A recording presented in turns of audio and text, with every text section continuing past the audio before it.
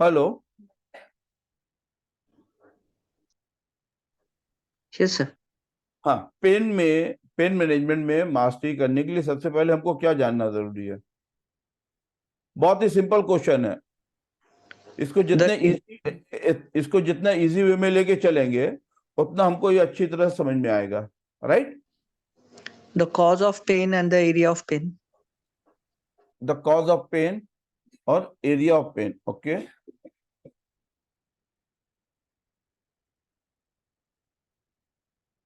चलिए। The cause of pain और area of pain.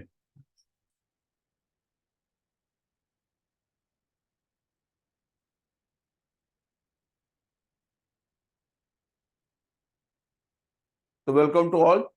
तो इसमें हमको जो देखना है वो क्या देखना है? Cause of pain.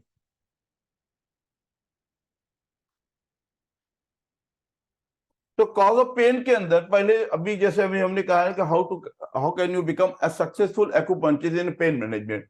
तो पेन में जानने के लिए, सीखने के लिए हमको सबसे पहले क्या क्या चीजें देखनी होगी? जैसे आपने कहा ना, कॉज ऑफ पेन एंड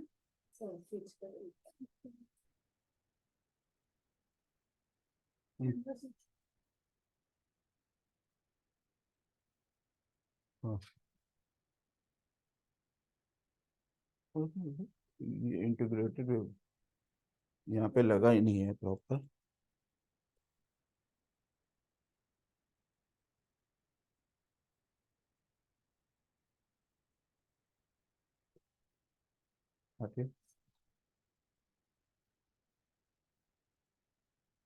तो इसमें हमको क्या देखना है?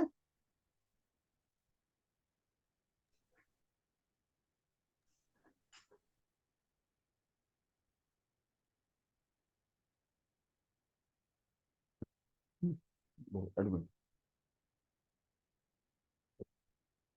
एडमिट कीजिए वहां से।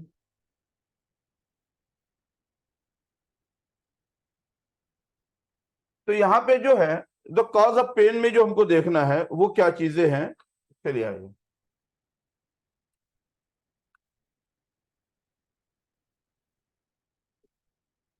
स्टार्ट कीजिए, स्लाइड वहां से लीजिए, स्टार्टिंग बिगनिंग से आइए। इसमें हमको सबसे पहले देखना है, यस, पेन। पेन क्या होता है? यस, बताइए। What is a pen?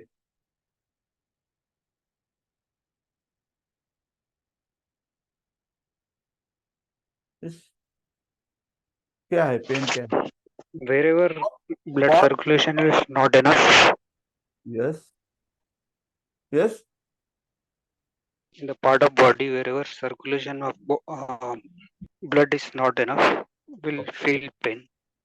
Okay, feel pain. लेकिन कितनी तरह का पेन होता है हमारी बॉडी में? जैसे, या व्हाट इज ए पेन? तो सबसे पहले हमको पेन को समझना है कि पेन क्या है। Next slide. पेन जो है, इसके जो सिम्टम्स होते हैं, ये क्या करता है? हमारी बॉडी को हर्ट करता है। यानी कि जब हमारी बॉडी के अंदर कोई भी मूवमेंट होता है, चाहे वो मसल की मूवमेंट हो या ज्वाइंट्स की मूवमेंट, अगर वो स्मूथली काम करती है, जैसे ज्वाइंट का स्मूथली काम करना, मूवमेंट, रेंज, ठीक है, मोबिलिटी होती है, अगर ये है प्रॉपर, तो ये क्या है? हो सकता है कि कभी कभी विद द मोमेंट पेन आता है या रिस्ट्रिक्टेड मूवमेंट हो जाता है। तो वहां पे क्या होती है? फाइबर्स जो होते हैं वो ऑब्स्ट्रक्ट हो जाती है, मसल स्टिफ हो जाता है, उसकी वजह से पेन होता है।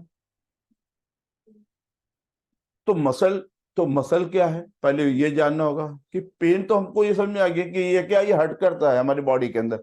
लेकिन there is two type of pain. Pain क्या होता है? एक फिजिकली होता है और एक क्या होता है, इमोशनली, यानी कि आपके इमोशन से होता है। आपको कोई सैड न्यूज या कोई ऐसी बातें हैं, जो आप डिप्रेशन में रहते हैं या कोई ऐसी चीज होती है, उसकी वजह से बॉडी के अंदर भी पेन आता है। तो कई कॉज होते हैं, कि फिजिकली होते हैं और एक क्या होता है आपका साइकोसोमेटिक होता है, जो आपके ब्रेन से रिलेटेड होता है। तो इसको हम डायग्नोज करेंगे, इसको हम सीखेंगे। आज आज हम लोगों ने जो डेमो क्लास रखा, इसका मीन्स यही है कि हम इस चीज को कैसे अपने आप को बेहतर एक एक्यूपंक्चरिस्ट बन सकते हैं। तो इसमें आपको जो है, ट्रेडिशनल और मेडिकल, ये दोनों नॉलेज बहुत जरूरी है, ट्रेडिशनल एंड मेडिकल। ट्रेडिशनल में आपने एक्यूपंक्चर को सीख लिया, मेडिकल आप अगर नहीं जानते तो भी आप इसमें बहुत ज्यादा आपका जो आउटपुट होगा वो आउटकम आपका प्रॉपर नहीं होगा। ठीक है, तो व्हाट इज द मसल्स, तो इस पे हम जब देखेंगे कि मसल्स क्या है। ठीक है, तो सबसे पहले जब मसल्स को देखेंगे तो मसल्स क्या है, कैसे बनती है मसल हमारी बॉडी के अंदर, मसल कहते हैं किसे हैं? यस बताइए।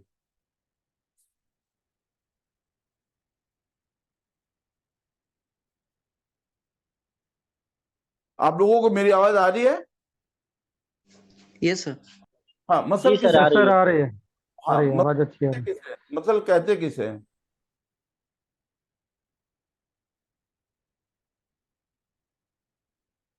ये चीज आज ऐसा नहीं कि एक दिन के अंदर हम ये सारी चीजें सीख लेंगे, लेकिन ये क्वेश्चन आपके लिए है कि आपको अगर इस कोर्स में आपको एक बेहतर थेरेपिस्ट बनना है तो आपको क्या क्या चीजों को जानना बहुत ही जरूरी है। मसल्स क्या है?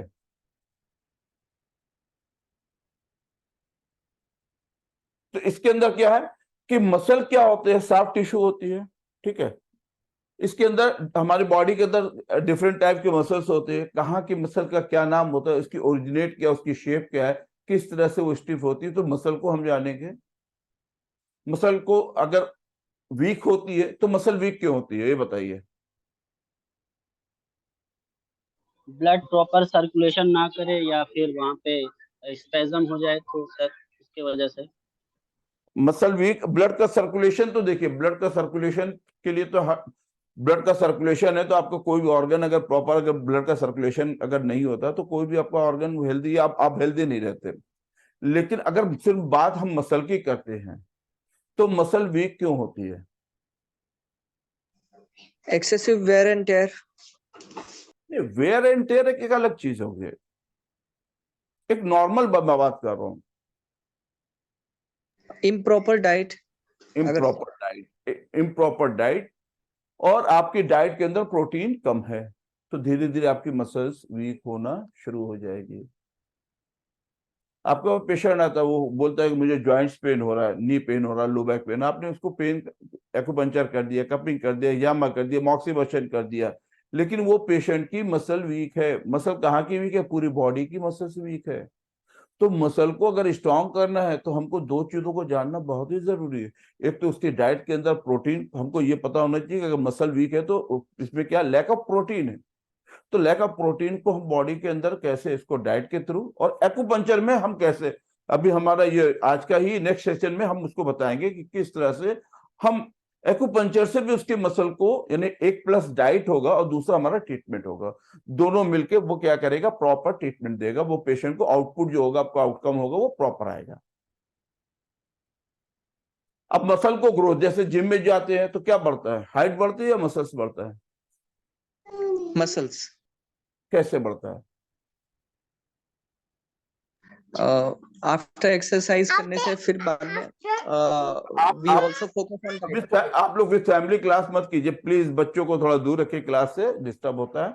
तो इसके अंदर जो है मसल ग्रोथ होती है तो वो क्या है, एक्स्ट्रा प्रोटीन लेते हैं, उनको एक्स्ट्रा प्रोटीन की जरूरत होती है, वो डाइट उनकी नॉर्मल पर्सन से ज्यादा होती है, वो स्टीम डाइट लेते हैं, कुक जो होती है उनकी क्या होती है, वो मोस्टली स्टीम होती है, बहुत सारी चीजों को अवॉइड करते हैं, तब जाके धीरे धीरे उनकी मसल ग्रोथ होती है। ऐसे नहीं कि सिर्फ जिम जाने से मसल ग्रोथ होती है, उसके साथ डाइट का कॉम्बिनेशन बहुत ही जरूरी है।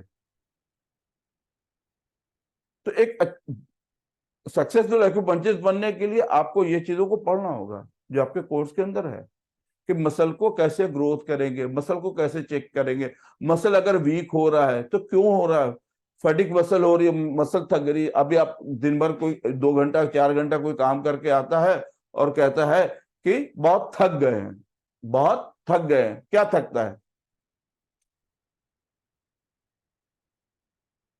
आप बोलते हैं मैं बहुत थक गया, या कोई बोलता है मैं बहुत थक गया, उसके क्या थके, उसके अंदर बॉडी के अंदर लैक ऑफ एनर्जी है, जिसे एक्यूपंक्चर में ची कहा जाता है, लैक ऑफ एनर्जी है, वो बहुत जल्दी थक जाती है। आपकी मसल वीक है, थोड़ा सा आप काम करते हैं थक जाते हैं, दर्द होने लगता है, क्यों? क्योंकि मसल्स आपकी वीक है। ये आपको डायग्नोसिस के अंदर ये सारी चीजें समझ में आएगी जब आप इसको डायग्नोस करोगे। क्लियर?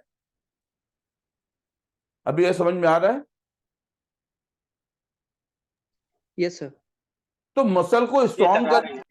मसल को स्ट्रॉन्ग करने के लिए हमारे पास अगर पेशेंट आता है, उसको अगर कोई भी पेन है जॉइंट्स में, तो वहां पे उसको पेन को रिलीफ देंगे। लेकिन वहां की अगर मसल वीक है तो हमको ये चेक करना होगा कि मसल को कैसे चेक करते हैं। ये आपके कोर्स के अंदर कि मसल को चेक करेंगे कि मसल इसकी एज वाइज या जेंडर वाइज इसकी मसल नॉर्मल है या वीक है। बहुत से लोगों की मसल बहुत ही स्टिफ हो जाती है, हार्ड हो जाती है मसल्स। क्यों? Lack of nourishment.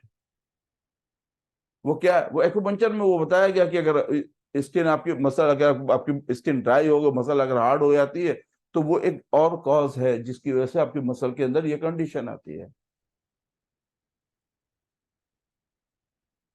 तो आपने देखा कि पेन में सबसे पहले हमने मसल के बाद हम फिर देखेंगे कि मसल, फिर इसके बाद क्या आता है? बोन। बोन क्या है? What is A bone? कैसे बोन का फॉर्मेशन होती है हमारी बॉडी में?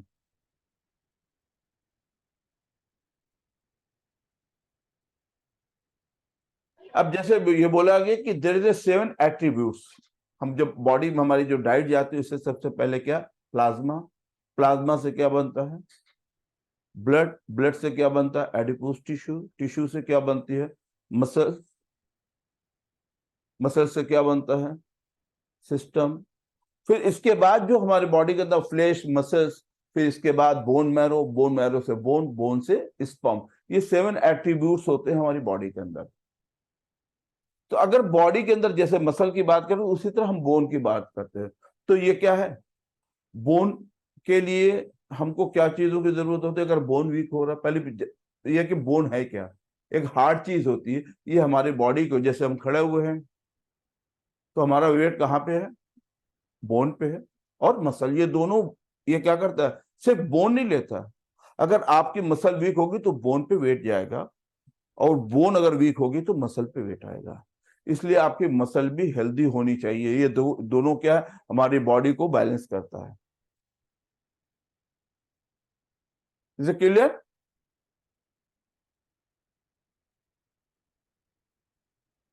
अभी ये समझ में आ रहा है? तो बोन को देखना कि बोन है क्या हमारे। बोन क्या है? एक हार्ड चीज है। ये हमारी बॉडी के स्ट्रक्चर को मेंटेन करता है, हम खड़े हुए अलाउ करता है। बोन के अंदर क्या होता है? बोन में हमारे क्या होते हैं, जहां पे दो बोन के बीच में क्या होते हैं? जॉइंट्स होते हैं जो मूवमेंट करते हैं। वो ज्वाइंट अगर फ्रीली होता है तो उस ज्वाइंट के बीच में क्या क्या चीजें होती है जो मूवमेंट के लिए अलाउ करते हैं? यस, बताइए। Bone marrow. Synovial fluid sir. इसके अंदर साइनोवियल फ्लूइड्स होती है, एक लिक्विड होता है। अब सिंपल लैंग्वेज में, आज की जो मैं क्लास बहुत ही सिंपल लैंग्वेज में ले रहा हूं। एक फ्लूइड्स होता है, एक लुब्रिकेशन होता है जो हम अलाउ करता है। दूसरा क्या होता है? दो ज्वाइंट्स के बीच में एक स्पेस होता है। दो ज्वाइंट के बीच में एक स्पेस होता है, उसके बीच में कार्टिलेज होता है, यानी एक गादी होती है जो एक दूसरे बोन को टच नहीं करती। अगर ये एक दूसरे बोन को टच करते, फ्रिक्शन हो जाता तो मूवमेंट का ऑब्स्ट्रक्शन हो जाएगा। तो अलाउड टू मूवमेंट, अगर कोई भी मूवमेंट है बहुत इजीली अगर मूवमेंट कर रहा है लेकिन विदाउट पेन अगर है, बहुत से लोगों को आपने देखा होगा कि उनके बॉडी के अंदर उठते बैठते हैं, क्रैकिंग आती है, साउंड क्रैकिंग आती है ज्वाइंट से। क्यों आता है? वहां पे लुब्रिकेशन की कमी है, जिसे एक्यूपंक्चर के लैंग्वेज में डिफिशियंसी कहा जाता है। जिसे एक्यूपंक्चर की लैंग्वेज में डिफिशियंसी कहा जाता है। तो इस तरह से जैसे हमने बोन को देखा, तो बोन के बीच में, ज्वाइंट्स के बीच में क्या होता है? दो बोन के बीच में, ज्वाइंट्स में क्या होता है? तो ये जैसे बोन को देखा, तो बोन के बाद joints. What is the joints? अब यहां पे जो है ये ज्वाइंट्स क्या होता है? ये क्या, दो ज्वाइंट्स के बीच में क्या होता है? ये जो होता है कनेक्शन जो होता है ये दो ज्वाइंट्स के बीच में, ये कौन करता है? ये कौन जोड़ के रखता है? लिगामेंट। ये सारी चीजें आपको जानना बहुत जरूरी है। दो जो बोन के बीच में अगर कोई बांध के रखता है तो वो कौन है जो दो जॉइंट्स के बीच में? अभी अगर ये मूवमेंट, अगर लिगामेंट्स टियर हो गया है, इंजरी हो जाती तो लिगामेंट्स टियर हो जाता, तो क्या आदमी वेट नहीं उठा पाता है? आप उसका पेशेंट वेट नहीं उठा पाता है, चल नहीं पाता है, तो वो क्या लिगामेंट टियर्स हो जाते हैं। तो ये सारी चीजों को जानना, क्योंकि एक बेहतर एक्यूपंक्चरिस्ट के लिए आपको पेन मैनेजमेंट में आपको मस्कुलोस्केलेटन को जानना बहुत ही जरूरी है। सिर्फ आपने एक्यूपंक्चर पढ़ लिया, मस्कुलोस्केलेटन नहीं पढ़ा, तो आपका आउटपुट कभी भी आउटकम प्रॉपर नहीं आएगा। मैं आपको जैसे बताऊं कि इसमें आप में से कोई फिजियोथेरेपी है, थेरेपिस्ट है क्या? जी सर, हम हैं तबरेज आलम। तबरेज आलम, आपने 4.5 साल का कोर्स किया मस्कुलोस्केलेटन का, राइट? जी सर, लेकिन डिप्लोमा है सर मेरा, बैचलर डिग्री नहीं है सर। ठीक, ओके ओके। इसमें अभी जैसे बीपीटी 4.5 साल का कोर्स जो करते हैं उसके अंदर क्या पढ़ाते हैं? मस्कुलोस्केलेटल सिस्टम को ही पढ़ाया जाता है सिर्फ 4.5 साल। लेकिन उसके अंदर भी वो क्या, वो करने के बाद भी वो एक्यूपंक्चर को, कि वहां पे जो फिजियोथेरेपी पढ़ाते हैं वो क्या, ड्राई नीडलिंग पढ़ाते हैं, टेंडर पॉइंट्स को रिलीज करने के लिए, यहाँ पे पेन पॉइंट है उसको रिलीज करने के लिए। लेकिन यहाँ पे जो एक्यूपंक्चर आप पढ़ेंगे वो बहुत ही सिस्टमैटिक वे में होगा। This is international standard. World के किसी भी कॉर्नर पे आप जाएंगे तो आपको एक्यूपंक्चर में आपको location, insertion, techniques of needling किस तरह से होती है वो सारी चीजें पढ़ाई जाएगी। तो यहाँ पर क्या है कि मस्कुलोस्केलेटन को आपको जान के फिर आप एक्यूपंक्चर जब करेंगे, जैसे आपको निडल अगर कहीं इंसर्ट करना, फॉर एग्जाम्पल अगर सर्वाइकल के एरिया में अगर आपको निडल इंसर्ट करना है, अब आपने देखा रिपोर्ट के अंदर कि सर्वाइकल 5 और 6 के बीच में इन्फ्लेमेशन है, और वहां से जो नर्व आ रही है उसको टिंगलिंग सेंसेशन या नमनेस और पेन आ रहा है हाथों में।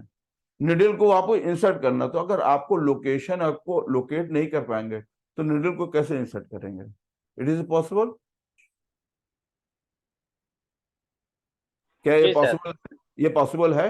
नहीं सर, नहीं sir. No, it's not possible. तो यहाँ पर जब वो सर्वाइकल के एरिया हो, वो लंबर का एरिया हो, किसी ज्वाइंट्स पे हो, जब उस ज्वाइंट की स्पेस को पता चला आपने नीडल को रॉन्ग डायरेक्शन में डाला, फर्दर डैमेज हो गया, पेशेंट को पेन लेस था, लेकिन आपके ट्रीटमेंट के बाद वो पेन और इंक्रीज हो गया। क्यों? Because of the lack of knowledge. आपको ह्यूमन एनाटॉमी के बारे में, ज्वाइंट्स के बारे में नहीं पता था, आपने रॉन्ग डायरेक्शन में नीडल को डाल के और पेशेंट को पेन को एग्रीवेट कर दिया। तो यहाँ पे आपको ये जानना जरूरी है कि सर्वाइकल में किस एंगल में जाता है, स्पिनियस प्रोसेस क्या होता है, ट्रांसफर प्रोसेस क्या होता है, स्पाइन के अंदर वर्टिब्रा होती है तो इसका स्ट्रक्चर क्या, कैसे निडल को इंसर्ट करेंगे। तो हम लोग एक एक चीज, ये जो इंटेंसिव कोर्स है ये एक एक चीज के जो आपकी जो डिटेल है वो उसके अंदर आपको लोकेशन, पहले आपको स्पेस पता है, फाइंड आउट कैसे करेंगे, फिर निडल का इंसर्शन कैसे करेंगे, ये भी टेक्निक आपको सीखने को मिलेगा कि निडल का जो डायरेक्शन जाएगा वो किस डायरेक्शन में जाना चाहिए। Clear? Yes sir. Clear. Yes, sir. Clear. Yes. अब यहाँ पे देखिए, जो जॉइंट्स के बीच के हम लोग बात कर रहे हैं, अब ये जो जॉइंट्स के बीच में जो कॉमन सिम्टम जो आता है, इफ्यूजन आता है, ये क्यों आता है? जॉइंट्स के बीच में जैसे स्वेलिंग है, ठीक है। अब यहाँ पे अगर ये इस जॉइंट के बीच में जैसे हम लोगों ने बताया कि यहाँ पे क्या होता है, फ्लूइड्स होते हैं, सैनुअल फ्लूइड्स होते हैं, फिर इसके बीच में ये कार्टिलेज होते हैं, ये गैप होता है, ये कार्टिलेज होते हैं, और जो कैविटी होती है, इसकी जो स्पेस होती है, इसके अंदर क्या बोन मैरो होता है जिससे बोन को होता है। लेकिन ये क्या है, स्वेलिंग आ गई, मान लग गए, स्टिफ हो गया, जॉइंट स्टिफ हो गया, यानी कि जो ये स्पेस था वो धीरे धीरे धीरे धीरे क्या है, वो रिड्यूस होना शुरू हो गया। तो यहाँ पे क्या है, मूवमेंट रिस्ट्रिक्टेड हो जाएगी। क्लियर, समझ में आ रहा है? तो ये क्या है, आपने देखा भी होगा, और फैमिली में जैसे चिकनगुनिया, डेंगू या इस तरह के होते हैं, उसके बाद क्या होता है, जॉइंट्स के अंदर पेन आना शुरू हो जाता है। क्यों आता है? इन्फ्लामेशन हो जाने के कारण से। इन्फ्लामेशन होने की वजह से आता है। तो वहां पे क्या कि अगर बॉडी के अंदर इन्फेक्शन डिजीज हुई ना, वो इन्फेक्शन आया, वो इन्फेक्शन क्या करता है, वो ज्वाइंट को इफेक्टेड करता है। तो ऐसी कंडीशन में हम उस पेशेंट को विद एक्यूपंक्चर कैसे पेन फ्री कर सकते हैं। क्लियर? फिर इसके बाद जो आता है नर्व आता है। नर्व हमारे बॉडी के अंदर क्या है, एक ऐसे आप ये समझ लीजिए कि जैसे इलेक्ट्रिक इंपल्स होती है, इलेक्ट्रिक इंपल्स होती है हमारे पूरी बॉडी के अंदर जो होती है, वो नर्व होती है, सेंसरी नर्व जो सेंस करती है। ये क्या है, थ्रू द नर्व एक क्या है, ये मैसेंजर है पूरी बॉडी को कनेक्टिविटी से। कहीं भी कोई भी चीज हो रही है, अब हम बात कर रहे हैं, अगर टच हुआ, कभी कोई पेन हुआ या कोई भी चीज चुभ गई, तो फौरन हमारा हाथ वहां पहुंचता है। तो वहां से सेंसरी नर्व होती है, वो सेंस भेजती है ब्रेन को, और ऑटोमेटिक हमारा हाथ वहां पे पहुंच जाता है। तो ये क्या है, ये नर्व से रिलेटेड होता है। अगर धीरे धीरे जब हमारी क्या है, मसल्स वीक हो रही है, बोन वीक हो रही है, तो ज्वाइंट जो है उसके क्या है, जो गैप है वो स्पेस रिड्यूस हो रहा है। अगर स्पेस रिड्यूस हो रहा है तो उसके बीच में जो नर्व हो रही है वो क्या हो रही है, कंप्रेस हो रही है। जब नर्व कंप्रेस होती है तो वो नर्व जहां पे जाती है वो पेन वहां पे आता है। फॉर एग्जाम्पल कि ये ये पेन, ये नर्व ये कंप्रेस होके हमारे बॉडी में नीचे की तरफ जा रही है। नर्व कंप्रेशन हमारे नंबर 4-5 में है, और कंप्रेशन ये क्या है, नीचे आ रही है। यहाँ पे नी पे, इनर थाइज, आउटर थाइज में पेन आ रहा है। हम क्या करते हैं, outer thighs, inner thighs, knee pain, वहीं पे एक्यूपंक्चर करते हैं, पेशेंट को कपिंग कर देते हैं, हिजामा कर देते हैं, मॉक्सिबक्शन कर देते हैं, लेकिन उसको थोड़ी देर के लिए रिलीफ मिलता है, क्योंकि उसका जो कंप्रेशन है उसका रूट कॉज कहाँ है, वो लंबर में है। तो ये देखिए कि कौन सी नर्व कहां पे सर्वाइकल से निकल के जाती है, लंबर से निकल के कौन सी जाती है, और हम उसको कैसे ट्रीट करें with the acupuncture. This is the nervous system. तो ये हम ये देखिए, ये पूरा प्लेक्सस है हमारे। क्या ये दो चीज होती है, एक होता है सीएनएस होता है और एक होता है PNS, central nervous system and the peripheral nervous system. तो ये नर्व का जो काम है ये क्या है, ये ब्रेन से स्पाइनल कॉर्ड का ये पूरा लेके चलता है पेरिफेरियल। ये क्या है, ये हमारी बॉडी के अंदर एक सेंस का काम करता है। क्लियर? द मोस्ट कॉमन चीज अभी जिसको हम लोग डायग्नोस नहीं कर पाते हैं वो आता है रेफरल पेन। मैसेज चेक करो क्या बोले, रेफरल पेन।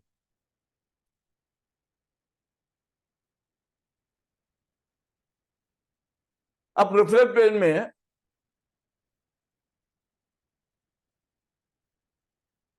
पेशेंट ने बोला कि मुझे राइट शोल्डर में पेन आ रहा है, this is the right shoulder, this is the right, this is the left shoulder. अब यहाँ पे राइट शोल्डर में अगर पेन आ रहा है तो उसका रूट कॉज क्या है, लेफ्ट शोल्डर में पेन आ रहा है तो उसका रूट कॉज क्या है, ये हम देखेंगे रेफरल पेन में भी हमारा इसमें। कि ये जो पेन है, पेशेंट बोल रहा है मुझे लो बैक पे पेन आता है, आपने यहाँ पे एक्यूपंक्चर कर दिया, निडल कर दिया, जामा कर दिया, मैग्नेट्स लगा दिया, जो भी आपको मालूम आपने कर दिया, लेकिन एक्चुअल में वो क्या है, वो रेफरल पेन है। वो क्या होता है, एक कॉमन चीज जैसे आपको बताया किडनी स्टोन हुआ, किडनी स्टोन की वजह से भी रेफरल पेन होता है। गायनिक इशू की वजह से, लेडीज के अंदर अगर कोई गायनिक इशू तो उसकी वजह से रेफर पेन होता है। तो ये बहुत सारी जो चीजें हैं ये हमको नहीं पता होता, लेकिन हम क्या करते हैं, लैक ऑफ नॉलेज की वजह से हम वहां पे उस लोकल एरिया पे जहाँ पेनफुल एरिया है उस पेनफुल एरिया पे एक्यूपंक्चर कर देते हैं। फॉर एग्जाम्पल, आपके ये एक एग्जाम्पल के लिए आपको ये बताया गया है स्क्रीन पे। फॉर एग्जाम्पल पेशेंट ने बोला मुझे यहाँ पे लंबर में पेन आ रहा है, राइट, ये लंबर एरिया में पेन आ रहा है। आपने यहाँ पे एक्यूपंक्चर की कुछ निडल को डाल दिया, आपने निडल को डाल दिया, पैडिंग कर दिया इसके अंदर, इसके अंदर आपने कपिंग कर दिया, इसमें आपने हिजामा कर दिया, तो क्या फॉर मोमेंट यहाँ पे ब्लड का सर्कुलेशन, यस एक मिनट, यस सर इसका एक स्क्रीनशॉट ले सकते हैं क्या? बिल्कुल ले लीजिए, शुक्रिया। ठीक है। तो यहाँ पे जो है ये रेफरल पेन जो है ये रेफर होके एंटीरियर पोस्टीरियर में अगर आता है, फॉर एग्जाम्पल यहाँ पे देखिए, जैसे मैंने बात आपसे किया कि सर्वाइकल, तो सर्वाइकल से ये नर्व निकल के जा रही है, तो यहाँ पे नर्व की नहीं है, यहाँ पे रेफरल पेन है, वो पार्टिकुलर किसी ऑर्गन में प्रॉब्लम है। वो प्रॉब्लम क्या है, वो प्रॉब्लम, या प्लीज म्यूट, वो प्रॉब्लम क्या है, वो ऑर्गन का फंक्शन प्रॉपर काम नहीं कर रहा है। ऐसा नहीं कि वो ऑर्गन डैमेज है, हो गया, धीरे फंक्शन काम नहीं कर रहा, तो वो धीरे धीरे डैमेज की तरफ जा रहा है। लेकिन आप किसी को ओपनली ये नहीं बोलेंगे कि अगर ये यहाँ पे ये दिया है कि नहीं, अभी सर ने बताया था कि अगर लेफ्ट शोल्डर में पेन आ रहा है तो हार्ट से रिलेटेड प्रॉब्लम होगी, क्योंकि कलर ये दोनों को मैच कर रहा है। ऑफ कोर्स 100% ट्रू कि हार्ट का जो फंक्शन वो प्रॉपर काम नहीं कर रहा है, लेकिन आप किसी को डायरेक्टली ये मत बोलना कि आपका हार्ट खराब हो रहा है, हो गया। वो क्या करेगा, जाके 2D इको करा लेगा, ECG करा लेगा, और बोलेगा कहीं कुछ भी नहीं हुआ, CT इमेज ऑफ हार्ट का, लेकिन वो फंक्शन प्रॉपर काम नहीं कर रहा है, जिसकी वजह से पेन आ रहा है। ये डेफिनेट है, ये बिल्कुल 100% ट्रू है। तो ये जो चीज है इसके अंदर ऐसा नहीं है।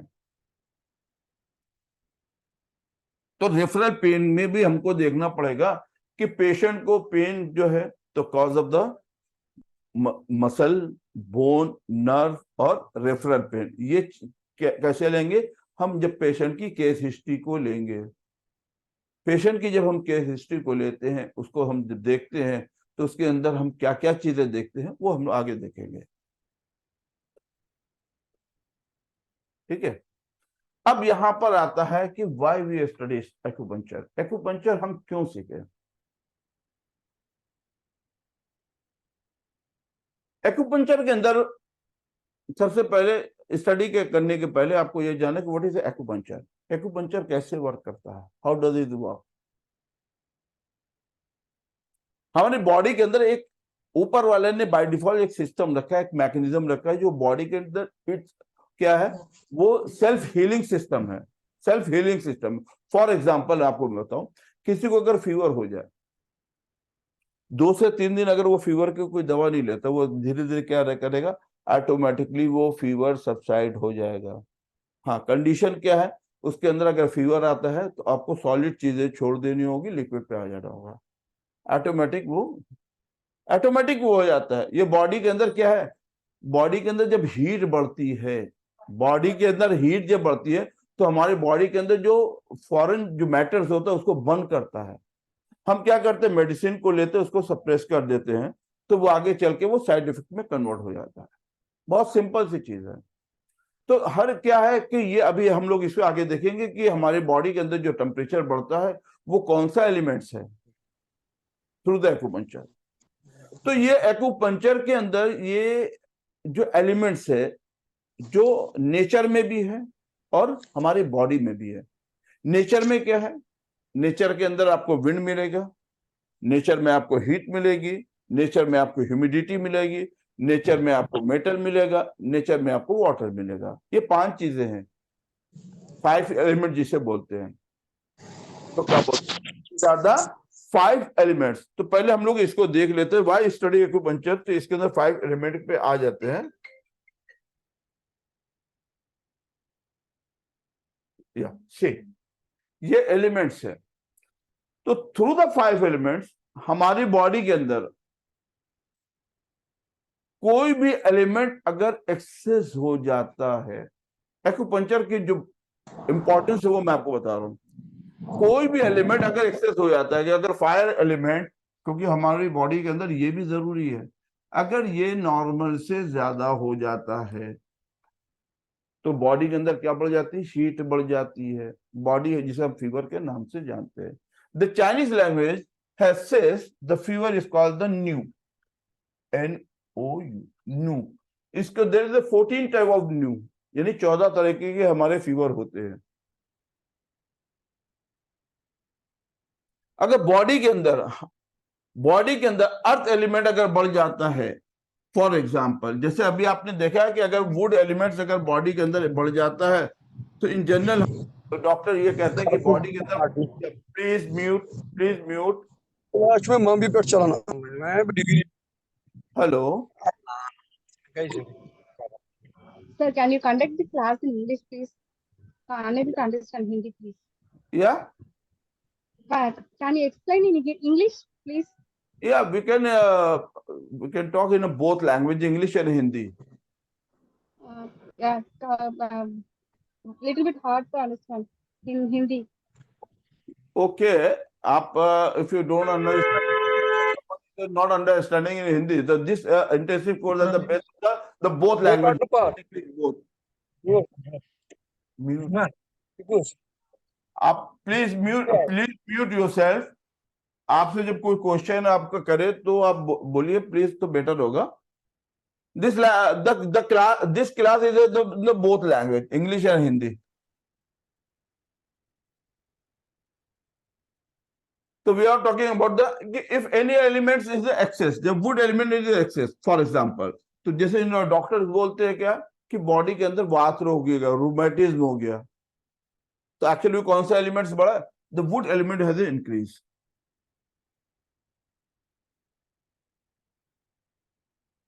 हमारी बॉडी के अंदर ये मेटल क्या करता है? What is metal? हमारी बॉडी के अंदर आयरन की डिफिशियंसी हो गई, यानी मेटल क्या धातु, यानी जो भी चीज हमारी बॉडी के अंदर है वो नॉर्मल से कम या ज्यादा हो गई, इम्बैलेंस हो गया, तो डिजीज का कॉज बनता है. तो इस तरह से थ्रू द 5 एलिमेंट, यानी कि एक्यूपंक्चर के अंदर जो खूबी है, the beauty of acupuncture, I am telling about the beauty of acupuncture, why we study acupuncture. तो the beauty of acupuncture is it based on the 2 things, the 5 elements. ये element, what is the element? It is the process of life and the phases of life. ये हमारी body के अंदर क्या है, process भी है करता है और ये फेज भी करता है. ये बताता है, स्टेज बताता है डिजीज का, किस स्टेज की डिजीज है, आप पॉइंट का सिलेक्शन कैसे करोगे. ये पेन है तो किस टाइप का पेन है, किस स्टेज पे पेन है, और हाउ टू ट्रीट और how to select the point. Clear? Now is it clear to everyone? Yes, sir. Yes, sir. So the beauty of acupuncture, there is 2 things. One is the 5 elements कि जिसके through हम इसको diagnose कर सकते हैं और treat कर सकते हैं. अभी ऑल ओवर इंडिया आप लोगों ने एक चीज देखा कि अभी क्या हो रही है, लोग बोलते हैं फ्लड बहुत ज्यादा आ रही है, हर जगह बाढ़ बहुत है, पानी बढ़ गया. पानी क्या बढ़ गया? वाटर प्लस वाटर हो गया, एक्सेस ऑफ वाटर हो गया. रिवर्स के अंदर वाटर एक्सेस हो गया, ओवरफ्लो हो गया, तो क्या कर रहा है? वो डैमेज कर रहा है. क्या? विलेजेस को, सिटीज को डैमेजेस कर रहा है. तो अगर कोई भी एलिमेंट अगर एक्सेस होता है तो वो क्या करता है? डैमेज करता है. अगर वाटर कम हो जाए, नदी हीट बढ़ जाए, अगर वाटर यानी कि जहां पर वाटर है, फॉर एग्जांपल ये वाटर है, इसके अंदर वाटर कंटेन है, अगर हीट एक्सेस हो जाए तो क्या होगा? धीरे धीरे धीरे ये वाटर रिड्यूस हो जाएगा और नदियां सूख जाएंगी, पानी पीने के लिए हम तरस जाएंगे. तो उसी तरह अगर बॉडी के अंदर वाटर मेटाबॉलिज्म अगर हो गया तो क्या होगा? जो नरिशमेंट देता है मसल हमारी वीक होना शुरू हो जाएगी. जो फ्लूइड्स है जॉइंट के बीच में जो लुब्रिकेशन देता है, अगर वो धीरे धीरे सूखता चला जाएगा तो क्या है? मूवमेंट रिस्ट्रिक्टेड हो जाएगी. फिर वो क्या होगा? आपको पेनफुल मूवमेंट होगा. पहले क्या होगा? पेनफुल होगा, मूवमेंट होगा, लेकिन पेन विद द पेन होगा. सेकंड क्या होगा? सेकंड स्टेज पे जाएगा, मूवमेंट होगा, पेन होगा, लेकिन रेंज ऑफ मोशन उसका कम हो जाएगा. हाथ ये एक हाथ तो हमारा ऐसे पूरा उठ रहा है, दूसरा हाथ आके यहाँ पे ऐसे रुक गया, क्या रेंज ऑफ मोशन, ये स्टिफ हो गया बिकॉज ऑफ द मसल्स और एंड ज्वाइंट्स, यानी कि वहां पे ज्वाइंट के बीच में जो चलन क्लास उनके उस क्लास का चलन मां भी पे वहां पर वो क्या है फोन कर ऑब्स्ट्रक्ट कर रहा है, तो ये रेंज ऑफ मोशन हमारा नहीं होगा। सुबह बहुत खास नहीं तो ऐसे लोग अगर नहीं, please mute yourself, otherwise I will remove. आपसे जब कोई क्वेश्चन आंसर नहीं कर रहा है तो आप अपने आप को अनम्यूट मत कीजिए। जब आपसे कोई क्वेश्चन आंसर करे तो आप अनम्यूट करके क्वेश्चन आंसर कीजिए और ऐसी जगह बैठ के आप क्लास कीजिए कि ताकि आपकी बात सुने तो दूसरों को समझ में आए, डिस्टर्ब नहीं होगा आप। वरना आप क्या करेंगे, you are with valuable information. आप एक्यूपंक्चर सीखने जा रहे हैं, लेकिन अगर आपको ये चीजें समझ में नहीं आएगी तो आप आगे चल के बहुत कंफ्यूज रहेंगे। राइट, नेक की मूवमेंट हो रही है, नेक की मूवमेंट हो रही है तो राइट साइड के अंदर मूवमेंट प्रॉपर हो रही है, लेकिन लेफ्ट साइड के अंदर जाके वो ऑब्स्ट्रक्ट हो जा रही। तो यहाँ पे क्या है, ये इधर की मसल्स क्या है, स्टिफ हो गई है, मसल स्टिफ हो गई है। तो इस स्टिफनेस मसल को हम कैसे रिलीज करेंगे, ये टेक्निक्स हम सीखेंगे। तो ये जो चीजें हैं एक्यूपंक्चर में, हम एक्यूपंक्चर की जो ब्यूटी वो मैं आपको बता रहा हूँ, based on the acupuncture on the 5 elements. चलो हमारे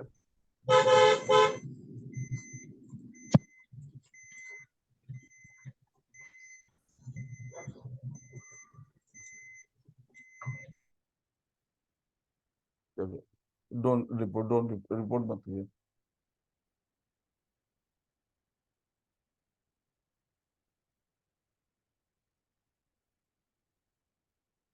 यस, तो यहाँ पे ये देखा कि जिस तरह से एलिमेंट्स होता है, एलिमेंट्स क्या है, ये हमारी बॉडी के अंदर भी जरूरी है। हीट भी जरूरी है, मेटल भी जरूरी है, वाटर। अभी क्या है, 78% हमारी बॉडी के अंदर वाटर है, वर्ल्ड में भी 72% वाटर है। हमारी बॉडी में 28% सॉलिड चीज है, तो वर्ल्ड के अंदर भी। तो ये क्या है, वो सिमिलरिटीज रखती है। जो 5 एलिमेंट्स क्या है, यही 5 एलिमेंट्स से हमारी बॉडी बनी हुई है। टेम्परेचर जरूरी है हमारी बॉडी के अंदर, नॉर्मल टेम्परेचर होना भी जरूरी है।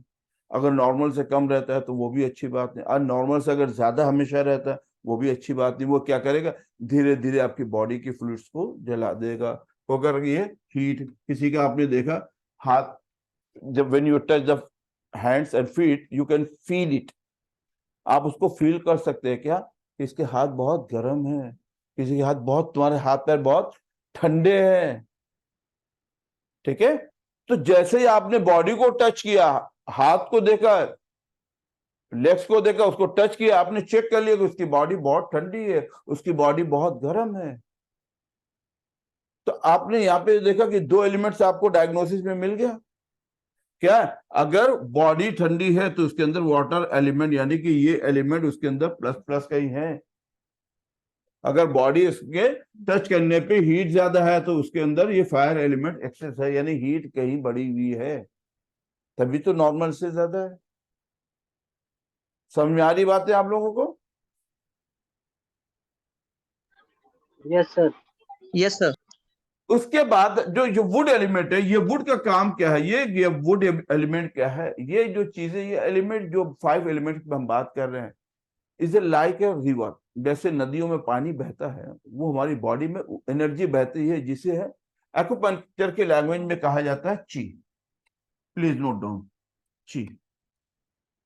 ये जो ची है, इसका जो मूवमेंट होता है वो क्या है, it should be the flow like this 24 hour 7 to 24 hours, ये फ्लो है। ये हमारी बॉडी में एनर्जी का फ्लो होता है। कभी हम बहुत हेल्दी फील करते हैं, बहुत हैप्पी फील करते हैं, रात में नींद प्रॉपर आ गई, सुबह मोशन क्लियर हो गया, भूख अच्छी लगती है, माइंड फ्रेश होता है। नींद अच्छी नहीं होती है, सुबह उठ के इरिटेशन होता है, भूख नहीं लगती है, ये नॉर्मल है। तो ये 5 एलिमेंट क्या है, ये इसे लाइक ए रिवर फ्लो। ये एनर्जी जो है, ये क्या है, इम्बैलेंस होती है। कभी कोई भी चीजें बैलेंस नहीं होती, ये बैलेंस रूप में होती है तो हमारी बॉडी ईज होती है, लेकिन जब ये इम्बैलेंस होती है तो इसमें डिस लग जाता है, वो बॉडी के अंदर डिजीज हो जाती है। तो ये जो चीजें हैं इनको हम बहुत बारीकी से जब देखेंगे तो हमारा डायग्नोसिस बहुत स्ट्रांग हो जाएगा। तो कभी भी आपको जो डाइट्स होती है, डाइट के अंदर क्या है कि आपने बहुत हैवी डाइट आपने ले लिया, वो डाइजेशन नहीं हो पाया, एसिडिटी बनने लगी, तो कौन सा एलिमेंट्स बढ़ गया, कौन सा एलिमेंट्स बढ़ गया, फायर सर। स्टमक के अंदर हीट बढ़ गई। तो हम इस, चूंकि एक्यूपंक्चर सभी चीजों पे काम करता है, नॉर्मल एक आपको मैं बताऊं, कफ एंड कोल्ड से लेकर कैंसर तक के पे काम करता है। ऐसा नहीं कि कैंसर को क्योर करता है, सिम्टोमेटिक रिलीफ पेशेंट को देता है, उसके जो साइड इफेक्ट होते हैं उसके अंदर पेशेंट को काफी रिलीफ मिल जाता है। I have treated the many cancer patient, ये मैं आपको एक्सपीरियंस को शेयर कर रहा हूँ। ऐसा नहीं कि आप एक्यूपंक्चर से आप कैंसर के पेशेंट को सही कर सकते हैं, रिलीफ आप दे सकते हैं। जो किसी मेडिसिन से क्योर नहीं होता वो आपके एक्यूपंक्चर से भी नहीं होगा। तो दो चीजें होती है, एक होता है आपका क्योर होता है, दूसरा आपका मैनेज होता है। तो डिजीज कैन बी ट्रीट, आप क्या कैन बी, आप डिजीज को ट्रीट कर सकते हैं, लेकिन डिसऑर्डर को आप मैनेज करेंगे। तो यहां पर जो है ये 5 एलिमेंट है, ये थ्रू वो 5 एलिमेंट हमारी बॉडी के अंदर कोई भी चीज इम्बैलेंस होता है, वो डायग्नोसिस से पता चलता है कि कौन सी चीज है इम्बैलेंस हुई, कौन सी चीज एक्सेस हो गई, कौन सी चीज डिफिशियंस हो गई। तो थ्रू द 5 एलिमेंट ये एक डायग्नोसिस है, ये प्रोसेस है, ये लाइफ के अंदर हम आज अभी हम लोग इस पे देखें कि ये 5 एलिमेंट जो है ये किस तरह से हमारी बॉडी में काम करता है। 5 एलिमेंट किस तरह से हमारी बॉडी में काम करता है। दूसरा जो होता है एक्यूपंक्चर द बिलीफ कि कोई भी चीज अगर वर्ल्ड के अंदर एग्जिस्ट करती है तो वो दो चीजें होती है, या तो वो यिन होगी या तो वो यांग होगी। क्या होगा? या तो वो यिन होगी या तो यांग होगी। अब इसको डे और नाइट में जैसे कहा, तो day is a yang compare to night, day is a yang compare to night. Body को डिवाइड किया फ्रंट टू बैक, तो front side of the body is a yin and the back side of the body is a yang. तो अगर body के front side में अगर कोई problem आ रही है तो वो क्या है, वो यिन टाइप ऑफ डिजीज है।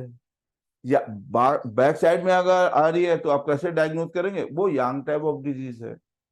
फिर बॉडी को डिवाइड किया दो हिस्सों में, लेफ्ट एंड राइट, तो राइट इज ए यिन और लेफ्ट इज ए यांग। तो ये आपका डायग्नोसिस में आपको यिन और यांग 5 एलिमेंट, जो आपको डिटेल कल से ये क्लास अभी हर एक चीज पे होगी, लेकिन आज हम लोग अभी जो नेक्स्ट सेशन है व्हाट इज एक्यूपंक्चर और 5 एलिमेंट पे हम लोग डिटेल में बात करेंगे।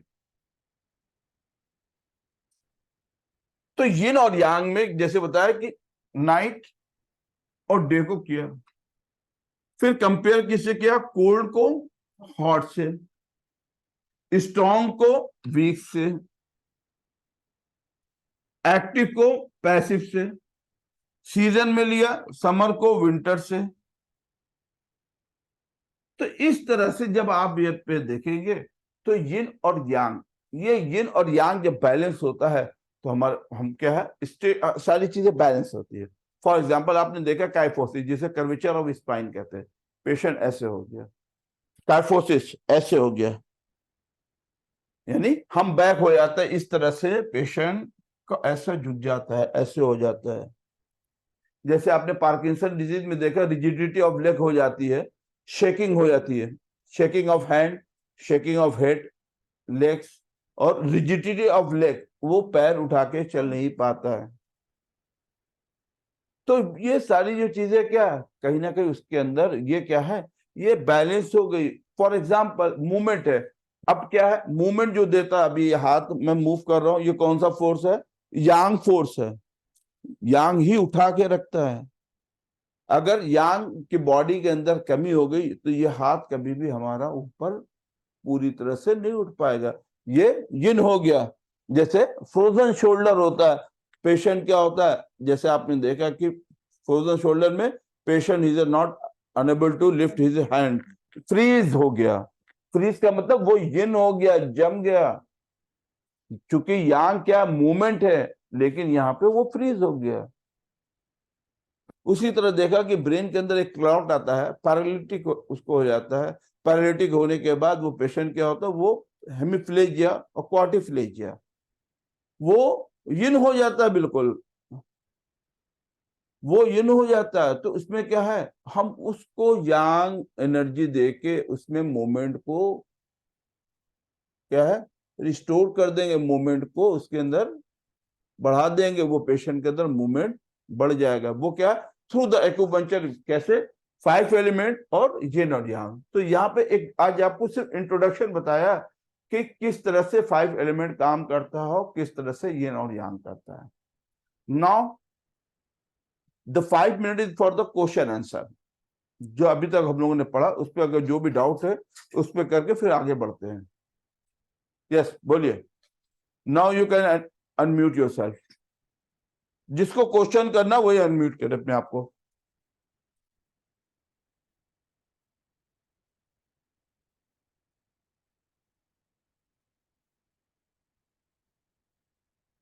No one.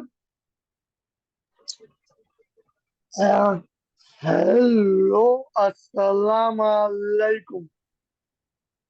क्वेश्चन बताइए। वालेकुम सलाम। जी सर, जैसे कि मुझे Wilson anyone have any question? जो अब तक पढ़ा उसमें आपको कोई डाउट हो, कोई क्वेश्चन हो तो बताइए।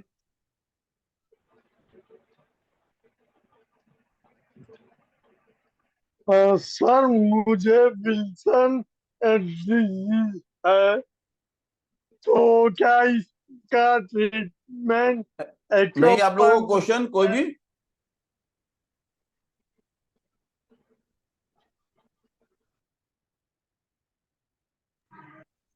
सर एक बार ये यिन यांग में आपने जो बताई यिन मूवमेंट और यंग मूवमेंट, उसको थोड़ा सा दोबारा एक बार रिपीट अच्छा, आपके कीजिए पीछे प्लीज। नॉइस पोल्यूशन है जिसकी वजह से आप क्वेश्चन है, ठीक है। तो चलिए, अभी हम लोगों ने जो देखा है उसमें थोड़ा सा आगे बढ़ते हैं। हेलो।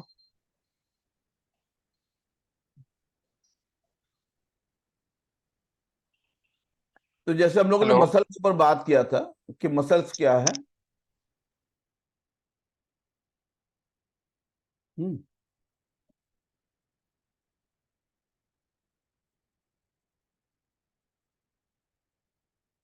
तो मस्कुलोस्केलेटन को थोड़ा देख लेते हैं, फिर देन उसके बाद वी विल गो फर्दर।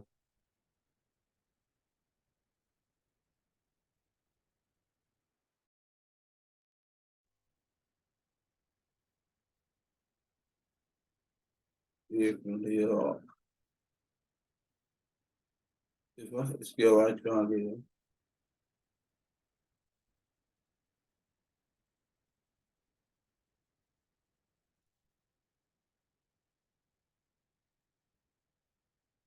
हम्म,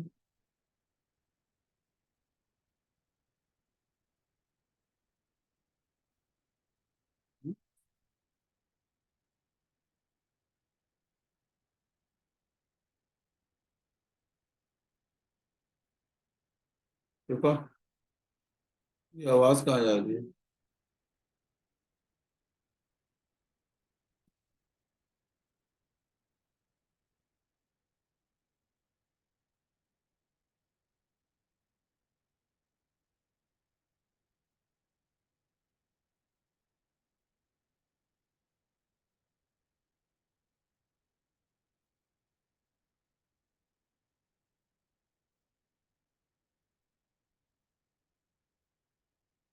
आवाज ही क्या है इसकी वजह से?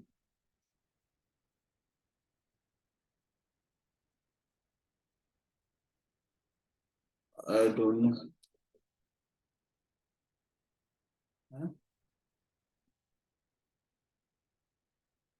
हमारी आवाज आ रही है, इसकी आवाज नहीं आ रही है।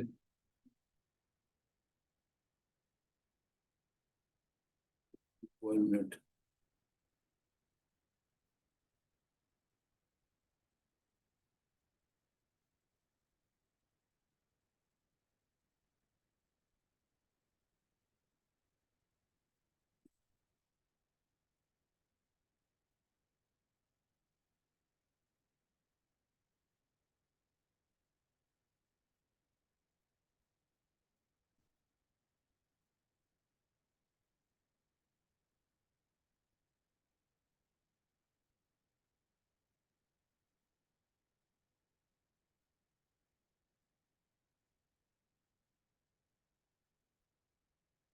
चलिए मुझे ही बात करनी पड़ेगी।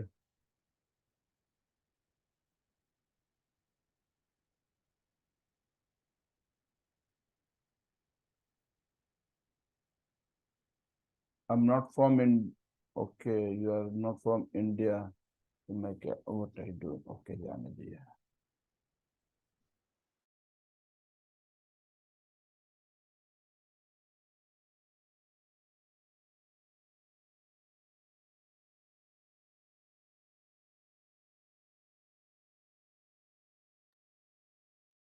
चलिए, yes, can you hear me? Yes, sir. Yes, sir.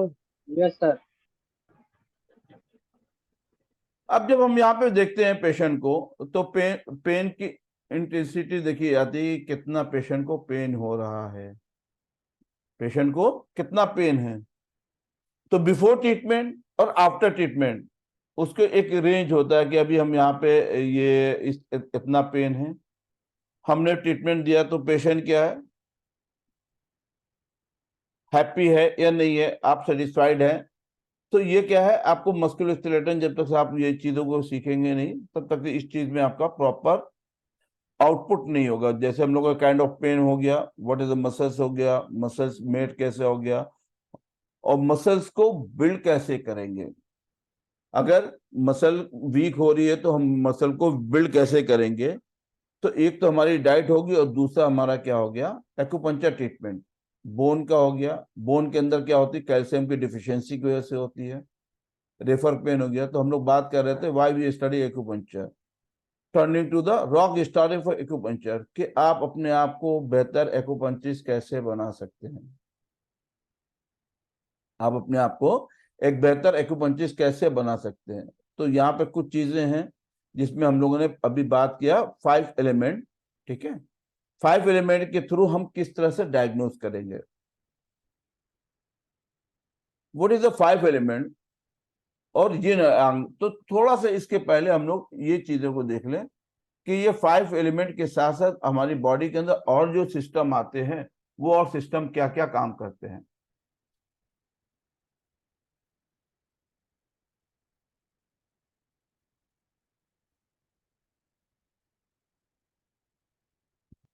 जैसे हम लोगों ने यिन और यांग पे पढ़ा,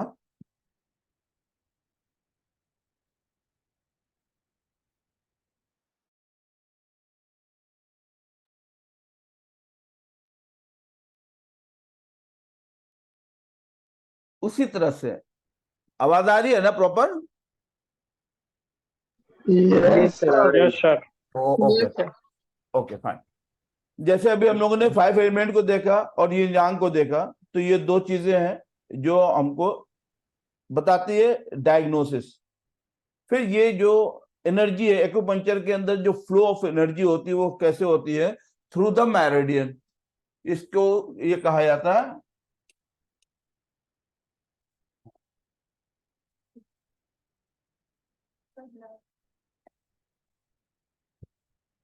यहाँ पे कौन बैठ रहा है,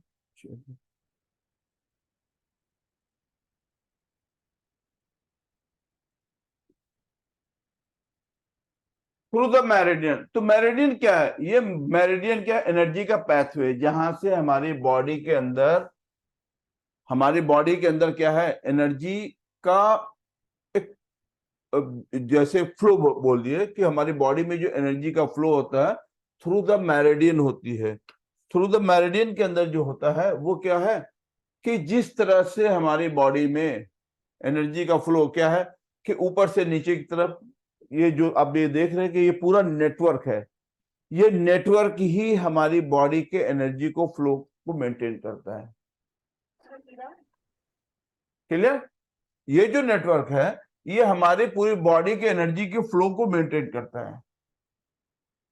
तो there is a 12 regular meridian, जिसे these are the there are 12 regular meridian. तो ये 12 रेगुलर जो मेरिडियन है ये हमारी बॉडी के अंदर, और इसमें 2 कंट्रोलर है जो यिन और यांग को कंट्रोल करते हैं, कि 6 यिन और 6 यांग मेरिडियन होती है, जिसे पैथवे ऑफ एनर्जी कहा जाता है। इसी के थ्रू द एक्यूपंक्चर बिलीव कि इसी मेरिडियन के थ्रू हमारी बॉडी के अंदर एनर्जी की मूवमेंट होती है, इसी मेरिडियन के थ्रू हमारी बॉडी के अंदर डिजीज इंटर होती है, इसी मेरिडियन के थ्रू हम बॉडी से डिजीज को क्योर करते हैं और ट्रीट करते हैं। क्लियर? तो मेरिडियन क्या is a pathway of energy. अगर कहीं पे भी ये फ्लो ऑब्स्ट्रक्ट हो जाता है, इफ एनीवेयर इन बॉडी अगर ये कहीं पे ये फ्लो हमारा ऑब्स्ट्रक्ट हो जाता है, तो हम ये क्या करते हैं, थ्रू द मेरिडियन उसको हम यहां पर उसको ट्रीट करते हैं, थ्रू द मेरिडियन हम उसको ट्रीट करते हैं। वो ऑब्स्ट्रक्शन को यहाँ पे निडल को डाल के इस पर निडल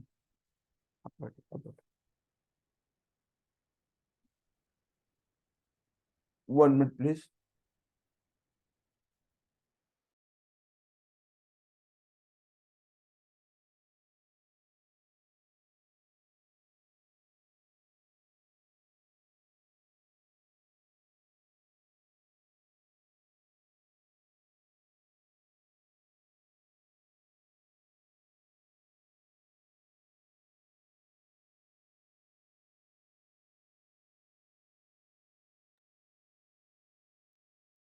तो इस तरह से जैसे होता है ना कि हम यहाँ पे उस निडल को इंसर्ट करते हैं और इसको स्टिमुलेट किया करते हैं। स्टिमुलेट करने के बाद जो ऑब्स्ट्रक्शन होता है उसको हम रिमूव करते हैं। फिर जो ऑब्स्ट्रक्शन होता है वो एनर्जी का फ्लो हो क्या है, जो ऑब्स्ट्रक्टेड होता है वो अनऑब्स्ट्रक्टेड होकर यानी वो ऑब्स्ट्रक्शन उसका रिमूव हो जाता है। कैसे? जब हम निडल को इंसर्ट करते हैं उस पार्टिकुलर पॉइंट पे, जिसे एक्यूपंक्चर यानी एक्यू पॉइंट कहा जाता है। हर मेरिडियन के अंदर एक फिक्स लोकेशन पे पॉइंट्स हैं और उस पॉइंट्स की अपनी एक खुद की एनर्जी है। जैसे 5 एलिमेंट में हमने पढ़ा ना कि would, fire, earth, metal and water, ये एलिमेंट्स हुए। इसकी एनर्जी क्या है? वुड की एनर्जी विंड है, फायर की एनर्जी हीट है, अर्थ की ह्यूमिडिटी है, मेटल की ड्राइनेस है, वाटर की कोल्डनेस है। तो ये बॉडी के अंदर जो है ये एलिमेंट्स बॉडी के अंदर जहां पे ऑब्स्ट्रक्शन है उस पार्टिकुलर पॉइंट पर निडल को डालकर ये जो ब्लॉकेज है उस ब्लॉकेज को रिमूव करते हैं ताकि वो एनर्जी का फ्लो प्रॉपर चले। उससे क्या होता है, हमारे बॉडी के अंदर जो डिजीज होती है वो क्या होती है, ऑब्स्ट्रक्शन की वजह से आती है। जो हम लॉज ऑफ एक्यूपंक्चर में जब पढ़ेंगे तो ये चीजें बहुत इजी समझ में आएगी। हो सकता है अब ये बात आप लोगों को नहीं समझ में आए, लेकिन ये ऑब्स्ट्रक्शन जब ये रिमूव कर देंगे तो बहुत ही इजी वे में होता है। जैसे फॉर एग्जांपल कि हाथ का ये मूवमेंट है, हाथ का ये मूवमेंट, आप लोग को ये स्लाइड्स आ रही है स्क्रीन पे? यहाँ गायब हो जा रही है ना। Yes. हाथ का ये मूवमेंट है पर्टिकुलर एक जगह पर आकर ये मूवमेंट ऑब्स्ट्रक्ट हो जा रहा है। फॉर एग्जांपल पेशेंट आपके पास आया, पेशेंट आपके बोला ये हाथ का मूवमेंट बिल्कुल सही है लेकिन इस हाथ में मूवमेंट कर, प्लीज म्यूट, प्लीज म्यूट। तो हम क्या करते हैं, वो उस पार्टिकुलर पॉइंट पे जो ऑब्स्ट्रक्शन है, जहां से पेशेंट ये बता रहा है कि ये पॉइंट पर पेन आता है, उस पॉइंट पर हमने निडल को डाल के स्टिमुलेट कर दिया और उसको रिमूव कर दिया, वो मूवमेंट फ्री हो जाएगा। ये आप करके देखिएगा, बहुत इजी है। एक क्या है विद द मेरिडियन है और एक क्या है वो लोकेशन उस पार्टिकुलर पॉइंट पर, वहां पे कोई मेरिडियन नहीं है, वहां पर मेरिडियन का कोई पॉइंट नहीं है। ये हो सकता है वो अलोंग विद द मेरिडियन नहीं हो पॉइंट, लेकिन वो उस पार्टिकुलर जगह पे है, वो टेंडर पॉइंट है। तो वहां पे भी आप निडल डाल के चीक वहां से ऑब्स्ट्रक्शन को रिमूव कर सकते हैं, जो स्मूथ फ्लो दे देगा। क्लियर? Next slide please. तो ये मेरिडियन है, ये मेरिडियन ये हमारी बॉडी के अंदर क्या करता है, is a pathway of energy. जो हमने बताया techniques of needling, techniques of needling के अंदर निडल को किस डायरेक्शन में इंसर्ट करना, यहाँ पे दो चीजें होती है, या तो कोई चीजें नॉर्मल से ज्यादा होती है या नॉर्मल से कम होती है। अगर कोई भी चीज बैलेंस है तो हमारी बॉडी में क्या है, ईज है। जैसे पहले बताया, अगर जो चीजें बैलेंस चल रही है तो ईज है, लेकिन अगर वो इम्बैलेंस हो जाती है तो वो क्या पड़ती है, वो डिजीज में कन्वर्ट हो जाती है। तो ये क्या है कि यहाँ पे जो टेक्निक्स ऑफ निडलिंग है, अगर एनर्जी कम है तो कैसे किस डायरेक्शन में निडल को डाल के एनर्जी को इंक्रीज किया जा सकता है। एनर्जी अगर नॉर्मल से ज्यादा है तो किस डायरेक्शन में निडल को डाल के एनर्जी को रिड्यूस किया जाता है। तो इसमें बोलते हैं रीइंफोर्सिंग एंड रिड्यूसिंग मेथड, यानी इंक्रीज और डिक्रीज करना। तीसरी जो टेक्निक्स आती है निडल के अंदर, वो आते हैं बैलेंस करना। हमको ये नहीं पता कि एक्सेस है या डिफिशियंस है, लेकिन पेशेंट को प्रॉब्लम है, एक्सेस की वजह से, डिफिशियंसी की वजह से, ये नहीं पता, लेकिन पेशेंट को प्रॉब्लम है, right. In this condition what will you do, ऐसी कंडीशन में निडल को इंसर्ट करके रिमूव कर, क्या वो ऑब्स्ट्रक्शन को रिमूव किया जा सकता है। क्लियर?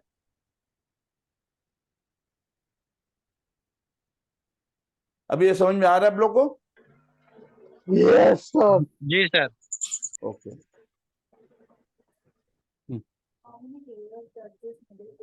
वो तो अभी आएगा वो तो।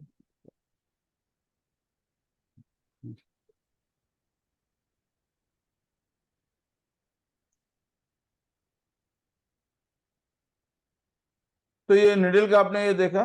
फिर इसके बाद आता है ये मॉक्सिबस्चन। ये मॉक्सा है जो आपकी स्क्रीन पे दिख रहा है। मॉक्सिबस्चन, इसके अंदर एक मॉक्सा स्टिक होता है, उस पार्टिकुलर पॉइंट पे जहां पे पेन पॉइंट होता है, यह हमको एनर्जी को बढ़ाना होता है। उस पॉइंट के ऊपर हम यहाँ पे मॉक्सिबस्चन करते हैं। तो ये इस स्लाइड में आप यहाँ पे जो देख रहे हैं, यहाँ पे जो कर्सर है, इस कंडीशन में यहाँ पे डायरेक्ट मॉक्सिबस्चन किया जाता है। दूसरा जो होता है, यहाँ पे आप निडल देख रहे हैं, ये निडल के साथ साथ ये जो है, यहाँ पे मैं आपको हाइलाइट्स में आपको दिखला दे रहा हूं। सी, ये देखिए, ये आपका है। दूसरा जो सेक्शन है, ये क्या है, ये निडल है, इसके ऊपर मॉक्सा कोन लगाया जाता है, और ये क्या वार्मिंग पैदा करता है, ये निडल को यहाँ पे एनर्जी को इंक्रीज करता है। तो ये दो चीजें हैं, एक आपको क्या है, डायरेक्ट मॉक्सिबस्चन है, और दूसरा इसको बोलते हैं इनडायरेक्ट मॉक्सिबस्चन। बाकी ये जो है, ये थोड़ा रिस्की है, जो डायरेक्ट स्किन पे लगा के करते हैं, इसमें एक्सपर्टीज की जरूरत होती है। तो बेटर है कि आप ये मॉक्सिबस्चन का यूज करें, ये दो टेक्निक्स का स्टार्टिंग में, फिर आगे चल के जैसे होगा उसमें, जैसे जैसे आप सीखते जाएंगे आगे बढ़ते जाएंगे। फिर इसमें आपका आता है एक्यूपंक्चर मॉक्सिबस्चन के साथ साथ कपिंग थेरेपी। एक तो कपिंग में दो चीजें अभी आप यहाँ पे देख रहे हैं स्क्रीन पे। एक आपकी कपिंग यहाँ पे क्या है, नॉर्मल कपिंग है, और एक यहाँ पे फायर कपिंग है। ये लैक ऑफ नॉलेज की वजह से अभी होता है कि पेशेंट को अभी क्या फायर कपिंग करना है, नहीं करना है, नॉर्मल कपिंग करना है, क्या करना है। ये आप जब ये न्यांग को पढ़ेंगे तो आपको बहुत इजी ये समझ में आएगा कि किस कंडीशन में कौन सी कपिंग को हम यूज कर सकते हैं।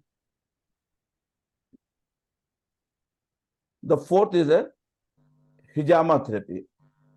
हिजामा में हम लोग क्या करते हैं, ब्लड को रिमूव करते हैं।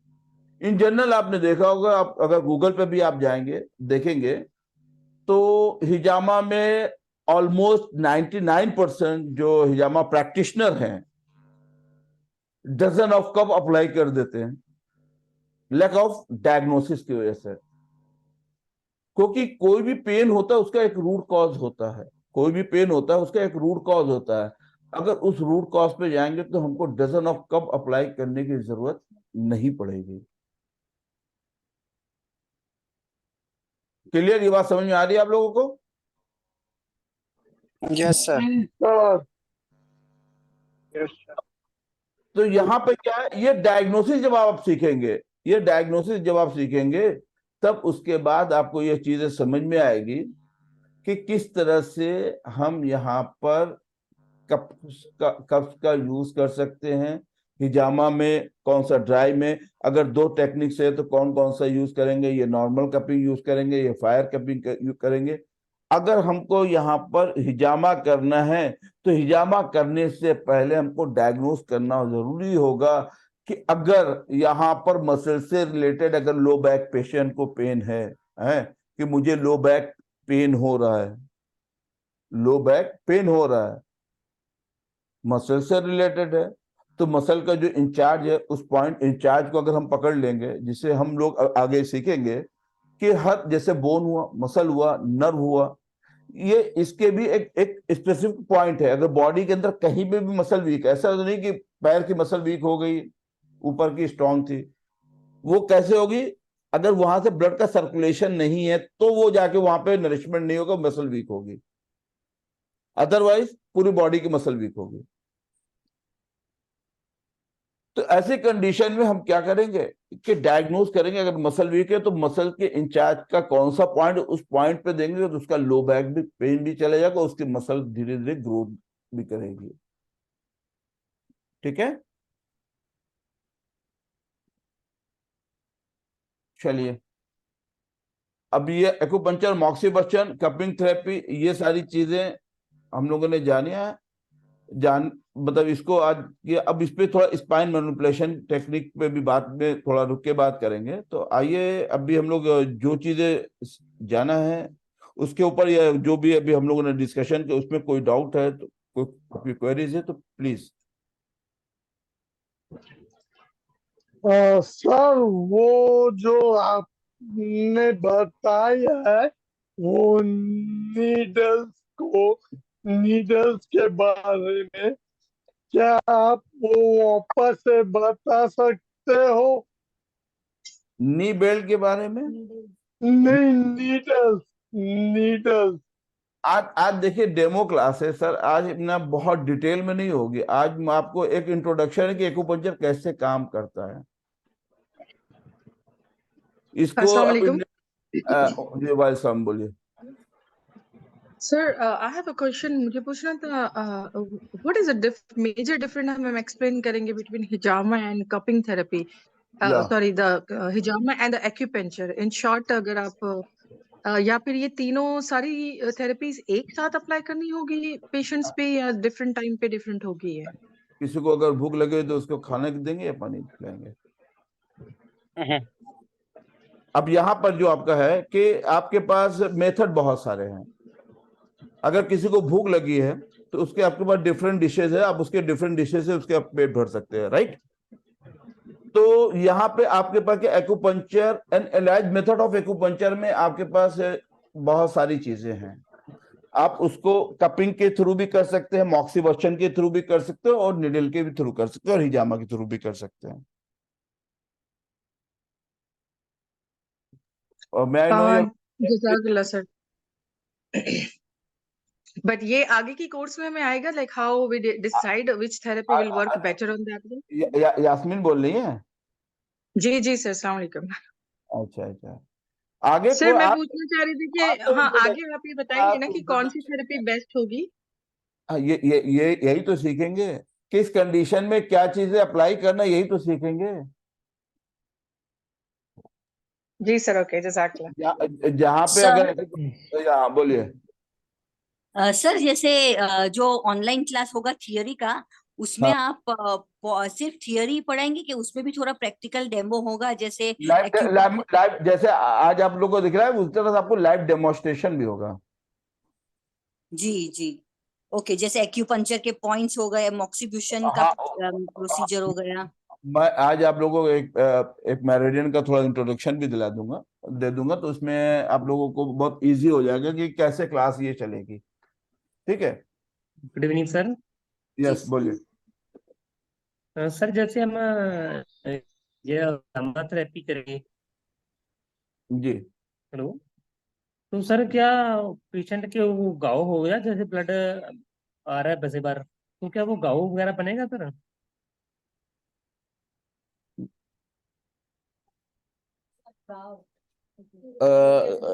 फिर से आप क्वेश्चन थोड़ा सा आपका नेटवर्क की वजह से।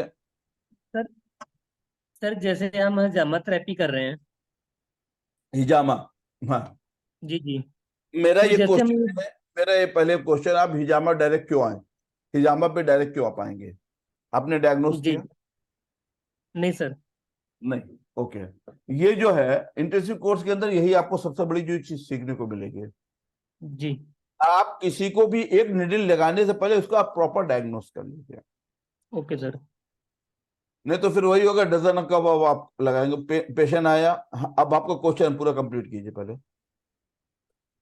जी जी जी सर, सॉरी। मेरा क्वेश्चन यही था, जैसे हम हजामा थेरेपी कर रहे हैं हाँ तो जैसे हम वो कट लगाएंगे ब्लेड से, जैसे भी आप लगा बोल रहे हो, तो क्या सर वहां पर वो घाव होते हैं? वहां पे जख्म, जख्म की बात कर रहे हैं, घाव में। जी जी जी जी जी सर। अब देखिए ऐसा है, सबसे पहले यह है कि हिजामा में जो कट्स लगाए जाते हैं, जी ठीक, सर। कट्स में भी आपको यह प्रैक्टिकल में हाथ पकड़ा के बताया जाएगा कि बॉडी में पहले जब आप ये मसल को देखेंगे कि मसल जी पेशेंट की कैसी है और बॉडी के किस एरिया पे हम कर रहे हैं, वहां की मसल कैसे, okay sir. For example head, chest, back, buttock area, thigh, सब जगह की मसल्स अलग अलग है। स्कल जी हार्ड है, वहां पे लाइट जी कट ब्लेड नहीं होगा। जी चेस्ट आपकी क्या है, बोन सेंसिटिव बहुत, वहां पे अगर डीप कट करेंगे तो वो हील भी नहीं होगा और फर्दर इंजरी हो जाएगी। तो ये भी है कि पेशेंट को यहाँ पे हमको डायग्नोस करके ये देखना पड़ेगा उसकी मसल कैसी है और कैसे कट लगाए जाएंगे। जी जी ये आपको थ्योरी में भी, लाइव डेमोन्स्ट्रेशन में भी बताया जाएगा और प्रैक्टिकल में हाथ पकड़ के बताया जाएगा। जी सर। जी sir, thank you sir sir. हमें जो वहां पे जो कट्स होंगे वहां पर ऑलिव ऑयल अगर आप लगाते हैं जी तो वो जी हील हो जाता है। जी जी जी, yes, ये इसमें जो कोर्सेज में जो बुक्स वगैरह जो अपने सॉफ्ट कॉपी दी जाएगी, जी, तो ये जो इसका बेसिक है कि भाई स्केलेटल मस्कुलर सिस्टम है, नर्वस सिस्टम है, हाँ, तो ये जो मेरिडियंस है, तो इसका अपने को जो बेसिक है ये चाहिए, तो ये सारी सॉफ्ट कॉपी इसकी अवेलेबल होगी इसमें? सॉफ्ट कॉपी की, सॉफ्ट हाँ, कॉपी आप मतलब प्रोवाइड करेंगे जी मतलब कोर्सेज में? सॉफ्ट कॉपी आप देंगे, आप उसको हार्ड बना लीजिए, उसका प्रिंट आउट निकाल लीजिए। जी जी सर, चलेगा सर। जी sir. Good evening, sir. Sir, I have a Okay. doubt. Yes. Sir, muscle weak क्यों होते हैं जब reduction in endocrine function होता है? Muscle weak due to the lack of protein. endocrine function भी लिखा हुआ था स्लाइड पे। देखिए ऐसा है, एंडोक्राइन ग्लैंड्स क्या होता है, एंडोक्राइन ग्लैंड्स ये होता है कि वो डायरेक्ट जो ब्लड में डायरेक्ट जो होता है वो बॉडी में,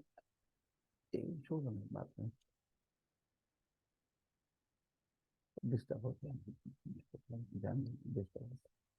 देखिए ऐसा एंडोक्राइन ग्लैंड क्या होता है, हमारे बॉडी के अंदर हार्मोनल सेक्रेशन करता है। जैसे पिट्यूटरी को कहा गया है कि pituitary is a master of all glands. Yes sir, yes sir. ठीक है, तो थायराइड है, पैराथायराइड है, थाइमस है, एड्रिनल है, पैनक्रियाज है, ओवरीज है, टेस्टिकल, ये सब ग्लैंड्स याद, ये हार्मोनल सिक्रेशन जो करते हैं वो डायरेक्ट ब्लड में जाता है, ये किसी ऑर्गन में नहीं जाता है। Yes sir. So लेकिन sir, अगर, हाँ बोलिए, हाँ वो जब उसका रेड्यूस होता है तो वो मसल फंक्शन पे कैसे इफेक्ट करता है? क्यों मसल फंक्शन वीक हो जाता है?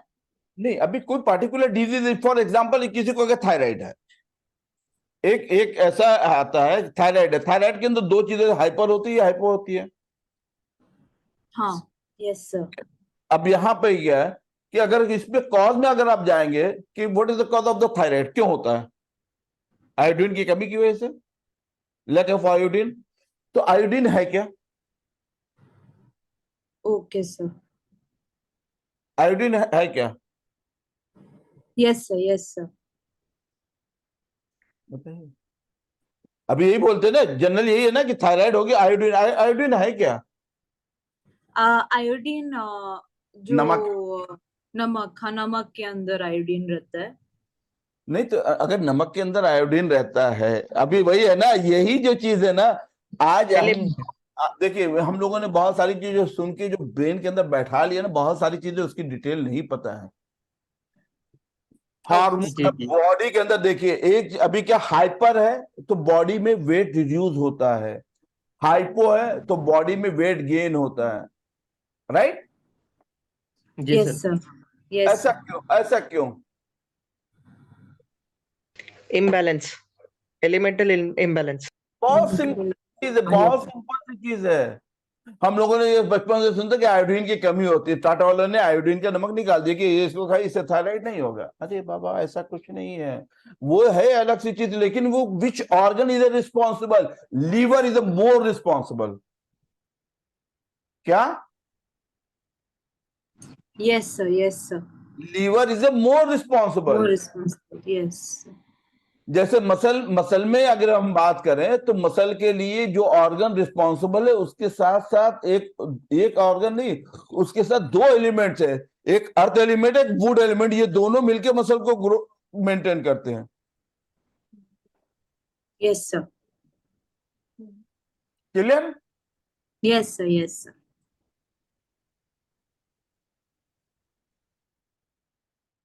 फाइव एलिमेंट के ऊपर ये फाइव एलिमेंट ये बताता है, फाइव एलिमेंट ये बता रहा है कि क्या हमारी बॉडी के अंदर जो मसल्स है वो क्या है, इंचार्ज ऑफ मसल कौन है। तो मैं वो चैप्टर ही खोल देता हूं ताकि आपको इजी समझ में आ जाए। क्वेश्चन ये आपका बहुत इजी वे में आपको ये समझ में आ जाएगा। आज आप लोगों को डायग्नोसिस का एक पार्ट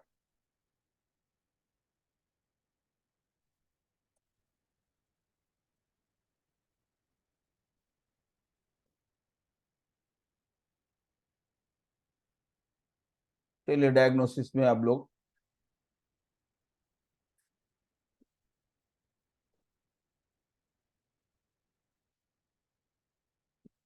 ये चार्ट को आप देख लीजिए, इस चार्ट को आप बल्कि चार्ट जाइए देख न लीजिए, ये चार्ट को अगर आप चार्ट गए मतलब ये समझ गए तो आपका डायग्नोसिस बहुत बहुत इजी हो जाता है। जिसको समझाने के लिए I request to doctor Jagdish 5 kilometre बैठ के यहाँ पर वो नहीं चल रहा, बैठ गई वो नहीं चल रहा है। Okay, good evening everyone.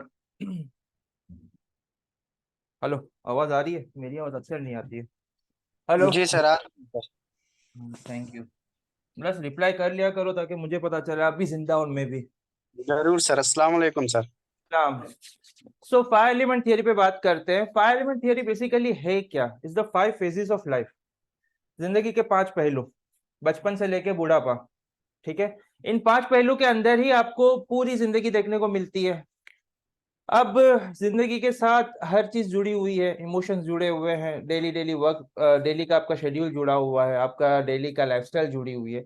सो हर एक चीज जुड़ी हुई है। अब इसमें डायग्नोसिस हम कैसे करेंगे? क्योंकि कुछ ऑर्गन्स ऐसे हैं, जब हम अगर 5 एलिमेंट थियरी की बात करते हैं तो इसमें जगह हम फर्स्ट कॉलम आप देखें तो it shows that it's a season Ying Yang organs, Zhang Fu organs, मतलब Zhang organs and Fu organs, that is the yin and yang.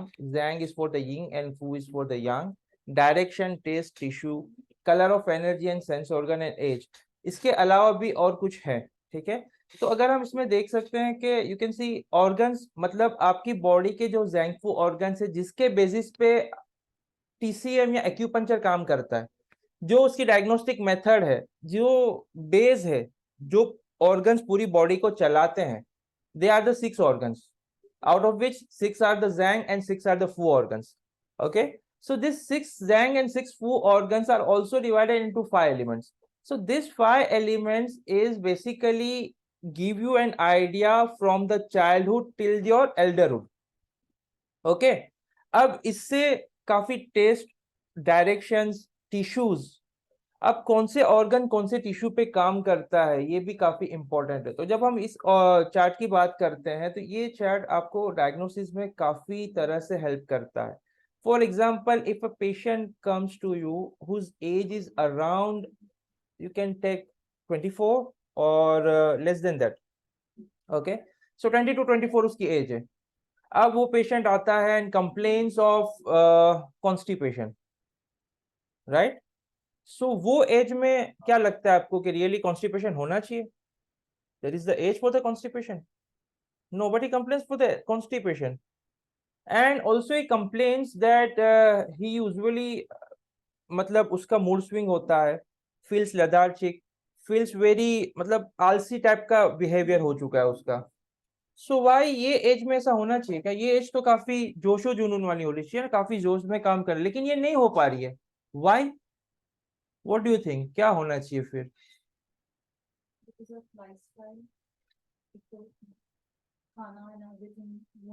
Okay ठीक है, वैसे भी वो लाइफस्टाइल, वो एज में लाइफस्टाइल होती ही नहीं है. कभी भी मुंह उठाए कहीं पे भी खा लिया, कुछ भी खा लिया, वैसी लाइफ होती है वहां पे. वो टाइम पे कौन शेड्यूल फॉलो करता है? बहुत कम लोग फॉलो करते हैं. So that doesn't matter. Then also he complains of that. So what can be? So in such conditions we need to understand कि अब उसकी जो age is the earlier age, younger age है, उसमें भी वो lethargy feel कर रहा है, उसमें भी उसको constipation है. That is the constipation basically is the condition which you get in the later stages. Okay, initially ये इतना वो नहीं करता है, या तो childhood में रहेगा तो later stage में रहता है, ये stage में नहीं रहता है. But he complains of that. That means his body, his yang is getting slower in this time. Okay, इसका yang slow हो रहा है. ये एज यांग का पीक पे होने की एज होती है, बट उसका स्लो हो रहा है. ओके, सो यहाँ पे अगर हम देखें, अगर if you go for the age, you can see that 13 to 24 is the age for the fire, and fire element is the heart, organ is the heart and the small intestine. So you can see the relation, small intestine and the heart. Heart is considered to be the, you know, it is the organ that considered as a yang for the body, and small intestine which takes care of your digestive system, the absorption system. तो absorption और उसका yang दोनों ही reduce होने की वजह से what all things, अब उसकी age भी 13 to 24 की है, उस age में ये reduce हो रहा है. That means the balance is getting decreased over there. Balance is becoming imbalanced at the organ level. So the TCM will give you an idea that the organ level पे उसको कुछ ना कुछ problem है. So you need to tonify the organ. Then the other thing, उसको nutritional deficiency नहीं है जिसकी वजह से उसको लेथार्जी फील हो रही है, वीकनेस फील हो रही है. न्यूट्रिशनल कोई डेफिशिएंसी नहीं है. इज ऑल द, अगर उसका टेस्ट करवाएंगे उसके सभी टेस्ट नॉर्मली आएंगे. Then also what are you going to do? या तो आप उसको एक्टिविटीज में बिजी करना चाहोगे, ऐसा कुछ करेंगे. This is a normal way of treating that patient. या तो उसको एक्टिविटीज में करें, या तो उसको लग्जेटिव्स देंगे ताकि उसका मोशन जो है क्लियर हो जाए. बट उसका कॉन्स्टिट्यूशन ही वीक है जिसकी वजह से वो क्रिएट नहीं हो पा रहा है. So that is all we come to understand from the TCM, that the root cause is what? कहाँ पे root cause है, कहाँ से ये problem create हुई है. So basically in modern medicine what we see, so this is not the comparison between the modern medicine and the TCM. हर एक अपनी जगह पे बिल्कुल सही है, ठीक है. But TCM what it does, it goes to the root, कहाँ से शुरुआत हुई है. Okay. TCM जरा बोले सर. TCM is the traditional Chinese. Okay okay sir, ठीक है. ट्रेडिशनल चाइनीज मेडिसिन का शॉर्ट फॉर्म है टीसीएम. तो TCM goes into the root cause.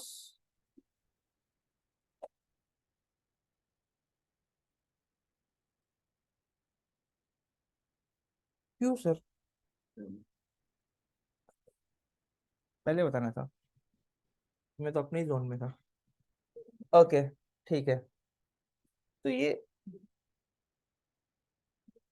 Okay fine, demo class सिर्फ लीजिएगा. ठीक है.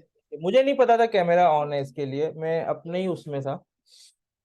फाइन, तो आप सब लोग मुझे देख सकते हैं. वेरी गुड, ठीक है. So what we are discussing is we in the TCM, as a TCM students what we do, we go to the root cause. कहाँ से शुरुआत हुई है, from the organ level, from the base level और in the mid level. Okay, so ये हमें 5 elements बताते हैं, ठीक है. तो जब हम 5 एलिमेंट्स की बात करते हैं, it's all about the lifestyle and the 5 phases of life. अब यहाँ पे हम देखते हैं कि हार्ट एलिमेंट, फायर एलिमेंट, उसकी age is 13 to 24. That is the very active age, right. But active age में is feeling some imbalance. That means that age is not properly working, that lifestyle is not properly working. अब खुद ही lethargic है तो क्या activity करेगा? कुछ भी नहीं करेगा. You won't do anything. उसका कुछ करने का मन ही नहीं कर रहा है. That means he's spoiling his lifestyle. Actually जो lifestyle होनी चाहिए थी वो follow नहीं हो पा रही है. So that will lead to the later stage और बड़ी problem हो सकती है. It can lead to the chronic diseases. So in such conditions what we do, we try to manage that imbalance. Okay, so that will be the base of our treatment. Understood everyone? समझ में आया the 5 elements का importance in diagnosis? जी sir. Okay, so हम यहाँ पे उसको multivitamin दे के सिर्फ टेम्पररी खड़ा नहीं करेंगे, हम उसको बॉडी को ट्रीट करेंगे ताकि वो खुद ही मल्टीविटामिन क्रिएट कर सके। ओके, और वो खुद ही वो चीज प्रोड्यूस करे ताकि उनको सपोर्ट मिल सके। Okay, so that is what the 5 element is all about. वैसे ही अगर मैं और एक एग्जांपल ले लेता हूँ, if a person who is in the age of around 37 to 48, okay, that is the age of the metal. अब वो एज में ब्रीदिंग इश्यूज होना नॉर्मल है, क्योंकि that is a declining age of the life. ठीक है, अब उस एज में वो बंदा अगर हेवी वर्क कर रहा है, so what is doing, he is spoiling his lifestyle, but उसकी मजबूरी है, करनी पड़ रही है, that is a different thing. But अगर वो जबरदस्ती अपने आप को और पुश कर रहा है, that means he is spoiling his lifestyle at that level, so it will going to create the problem in the further stages.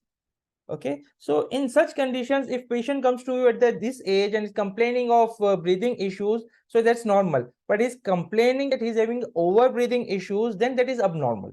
In such condition, what we're going to do, we're going to check for the lifestyle, कि उसकी क्या lifestyle है, what is the working profile of that.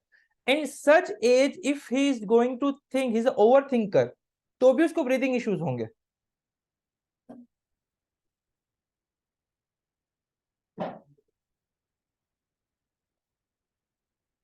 Okay, so in 37 to 48 age, if a patient is having some mental trauma, emotional trauma, so that also going to affect, because the emotion of the metal element is the sadness.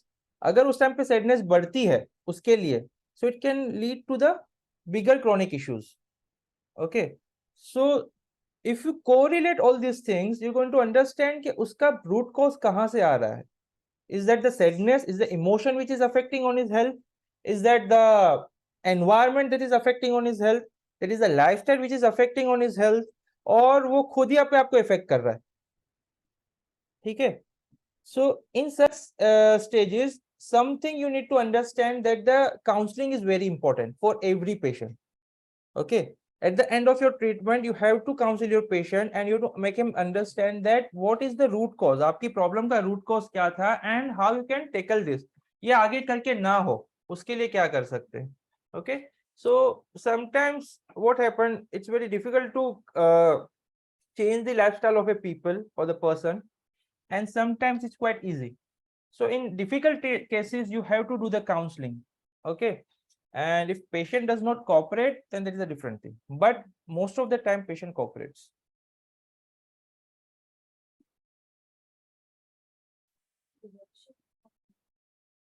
Direction is basically, this is a,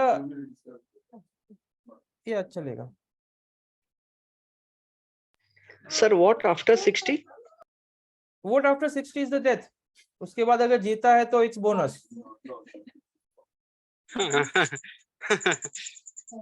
So basically after the 60, what happens, your elemental cycle is continues, or we can say it restarts. Okay, so after 60, the age that starts is the wood element. Have you heard one proverb, एक कहावत सुनी है कि बूढ़े और बच्चे एक समान? जी सर, बिल्कुल।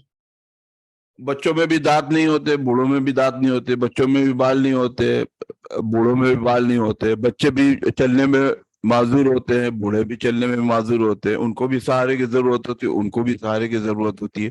तो जब ये 12+5 ये 60 कंप्लीट कर जाता है, तो फिर ये क्या है, रिसाइकिल का मतलब कि वो वापस उसके अंदर वो विंड आ जाती है। जैसे बच्चे चिड़चिड़े होते हैं वैसे बूढ़े चिड़चिड़े होते हैं, जैसे बच्चे जिद्दी होते हैं वैसे बूढ़े जिद्दी होते हैं। बोलते हैं ना मुझे है। तो ये जो चीज है, ये एलिमेंट्स हमारे बॉडी के अंदर, ये क्या है, ये from beginning to the end ये कंटिन्यू चलती रहती है। Clear? Yes sir, thank you. हाँ, तो ये एलिमेंट्स में, इस एलिमेंट पे आप जो 5 एलिमेंट्स पे करेंगे डायग्नोसिस के अंदर, ये 5 एलिमेंट में अगर आप पेशेंट को सिर्फ देख लेंगे, आप उसको ऑब्जर्व करेंगे, तो आप डायग्नोस, सिर्फ आप फेस को देख लेंगे, उसके पोस्चर को देखेंगे, उससे बात करने की स्टाइल को देखेंगे, तो वहां पे जैसे कि अभी आपने 5 एलिमेंट का जो चार्ट देखा, या दिस चार्ट इसको बड़ा कर दीजिए प्लीज। ये जो चार्ट आप देख रहे हैं, इसके अंदर आपने देखा कि एज वाइज दिया हुआ है, सेंस ऑर्गन दिया हुआ है, टिश्यूज दिए हुए हैं। अभी जैसे मसल पे हम लोगों ने बात किया, ठीक है, तो यहाँ पे 2 चीजें हैं। अगर जिसकी लाइफ स्टाइल है, अभी इसके अंदर क्या देख रहा है कि यहाँ पे एक्सेस स्वीट अगर है, एक्सेस स्वीट अगर वो ले रहा है पेशेंट, तो उसकी मसल क्या हो रही है,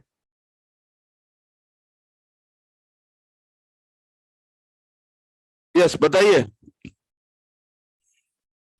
मसल स्ट्रांग होगी या वीक होगी? सर कौन सा एज ग्रुप? नहीं, अर्थ एलिमेंट की बात कर रहे हैं, यहाँ पे एज ग्रुप की बात ही नहीं कर रहा हूं मैं। आई am not talking about the age group. Earth element के अंदर यहां पर द थर्ड रो, आप उधर से आइए, अर्थ एलिमेंट पे आइए, स्वीट्स एंड मसल्स। यहाँ पे जैसे आपने देखा कि वुड में कौन से लीवर है, गाल लीवर है, हम इन ऑर्गन की बात कर लेते हैं। फायर में हार्ट है, अर्थ में स्प्लीन है, मेटल में लंग्स है, और वाटर में किडनी है। 5 इन ऑर्गन। तो यहाँ पे अर्थ एलिमेंट में जब आप आएंगे तो यहाँ पे टेस्ट में क्या दिया हुआ है, स्वीट्स दिया हुआ है, और टिश्यू में मसल्स दिया हुआ है। अगर कोई बहुत ज्यादा मीठा खाता है, यानी उसकी डाइट, तो उसकी क्या होगी, मसल पहले मसल वीक डायरेक्ट नहीं होगी, उसको मसल से रिलेटेड प्रॉब्लम आएगी, उसको मसल स्पाज्म होंगे। अगर ज्यादा लेता है तो वो आगे चल के धीरे धीरे उसको मसल से रिलेटेड प्रॉब्लम होगी। 101% नहीं, 201%। मतलब इतना मैं कॉन्फिडेंस के साथ इसलिए मैं कह रहा हूं कि ये सारी जो चीजें आप लाइफ, मैंने अपने ऊपर खुद की एक्सेस, अगर स्वीट्स लेते हैं, मॉर्निंग में भी ले रहे हैं, लंच में भी लिया, डिनर में भी लिया, तो 2-4 दिन अगर कंटिन्यू हो गया है, कोई फेस्टिवल था तो मीठा भरा तो काफी खाया, तो वो 2-4 दिन के बाद मसल में क्रैम्प्स आना शुरू हो जाता है, मसल से रिलेटेड प्रॉब्लम हो जाती है। अगर आप बहुत ज्यादा, कभी आपने देखा है कि आप जो हाई ब्लड प्रेशर होता है पेशेंट, उसको डॉक्टर क्या बोलते हैं, नमक ज्यादा बोलते हैं, कम बोलते हैं? कम बोलते हैं सर, सॉल्ट रिस्ट्रिक्टेड डाइट। क्योंकि अभी यहाँ पे देखिए लास्ट आपके क्या सॉल्टी है और इसका क्या टिश्यू, क्या बोन है। अगर नमक ज्यादा ले रहे हैं तो कौन सा ऑर्गन डैमेज हो रहा है, किडनी का फंक्शन वीक हो रहा है, और किडनी का जो टिश्यू है वो क्या है, वो बोन है। तो इस तरह से आप जब इसको और डिटेल में, हम लोग इस पे कल हम लोग यहां से शुरुआत करेंगे, 5 एलिमेंट्स आज जहां से एंड कर रहे हैं, कि ये जो है ये आपका डायग्नोसिस बहुत ही स्ट्रांग पार्ट है। इसको आपने समझ लिया, उसकी डाइट कैसी है, हर चीज जरूरी है। ऐसा नहीं कि बिल्कुल मीठा नहीं खाना है, आपको नमक बिल्कुल नहीं लेना, पजेंट कसैला यानी स्पाइसी नहीं खाएंगे, ऐसा नहीं, बिटर भी आपको चाहिए, खट्टा भी चाहिए। ये 5 एलिमेंट क्या है, ये सारी चीजें आपकी डाइट के अंदर होना चाहिए।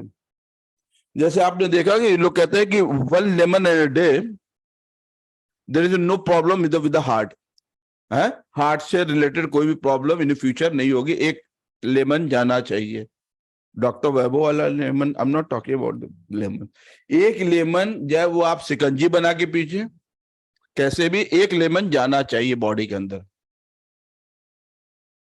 तो उसी तरह से ये सारी चीजें should be the very balance, ये कैसे बैलेंस होना चाहिए, राइट?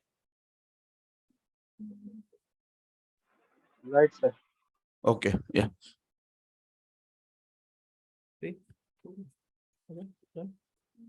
तो अभी आपका कोई क्वेश्चन आंसर है तो आज हम लोग यहीं पे सेशन इसको एंड करते हैं, तो we will continue tomorrow.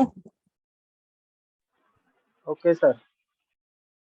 If you had any doubt, you can ask. Yeah, the 5 minutes for the question answer. A little bit of time, so if you want to ask any doubt, you can ask right now regarding course, regarding this. ये sir मेरा question है जी sir, ये class क्या, जो course का class होगा क्या online होगा सारा, प्रैक्टिकल और थ्योरी? थ्योरी आपकी ऑनलाइन होगी, प्रैक्टिकल के लिए आपको ऑफलाइन मुंबई आना होगा। और सर ये कोर्स फी कितना है सर? ये 4 मंथ का कोर्स है, इसमें 170 आवर्स 74 आवर्स इसमें थ्योरेटिकल क्लासेस है, जो ऑनलाइन होगी विथ लाइव डेमोन्स्ट्रेशन के साथ। जैसे मेरिडियन पे हम लोग बात कर रहे थे, तो आज हम आपको एक मेरिडियन को दिखला सकते हैं कि मेरिडियन को किस तरह से पढ़ाया जाता है। लंग्स का जैसे सिर्फ एक्सप्लेन कर दीजिए किस तरह से लोकेट करते हैं, ताकि आपको आइडिया हो जाए कि क्लास किस तरह से होती है। जी सर प्लीज। सर ये सेशन कब से स्टार्ट होगा? ये आज पहला द फर्स्ट डे है, कल से ये कंटिन्यू हो जाएगा 8 to 10 PM Monday to Friday. अब जैसे आपकी स्क्रीन के ऊपर भी अभी लंग्स की मेरिडियन है, तो लंग्स के में पॉइंट्स कितने होते हैं, लंग्स मेरिडियन में पॉइंट्स कितने होते हैं, फुल स्क्रीन कर दिए सर, ठीक है।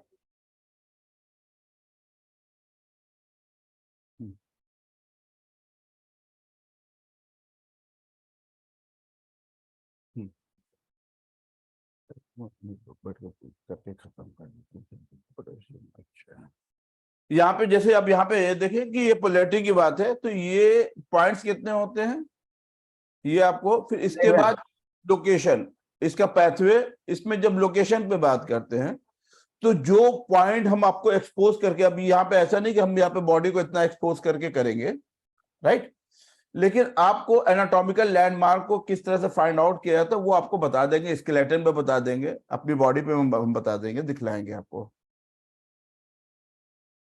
अभी जैसे लंग्स 1, तो लंग 1 का जो लोकेशन है, ठीक है, ये लोकेशन में कहाँ पे आपको है कि मिड लाइन से सेक्शन लैटरल जाना पड़ेगा, फिर ये कहाँ पे मिलेगा, between the first intercostal space.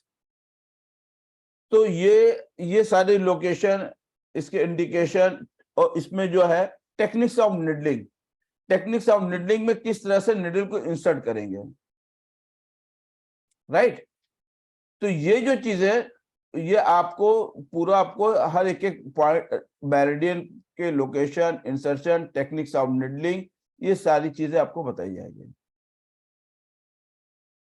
अब जैसे LU5 यहाँ पे आया, तो अब ये चूंकि कुबैटिक क्रीज है, तो यहाँ पे आपको रेडियल साइड है, ये सारी जो चीजें है बिलो द नी और बिलो द एल्बो, मतलब जहां तक पॉसिबल होगा ये सारी आपको लाइफ में बताया जाएगा।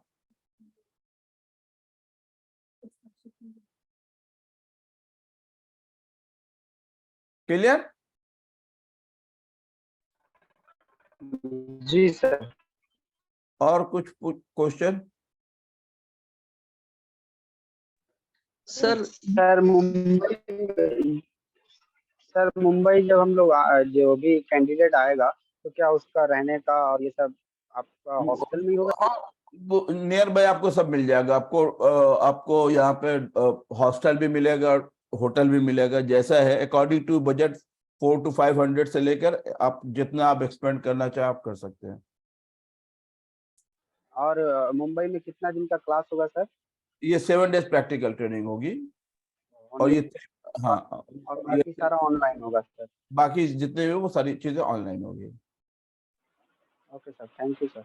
या सर कोर्स करने के लिए पेमेंट कल ही रहेगा ना जी? पेमेंट इसका बिफोर रहेगा अभी?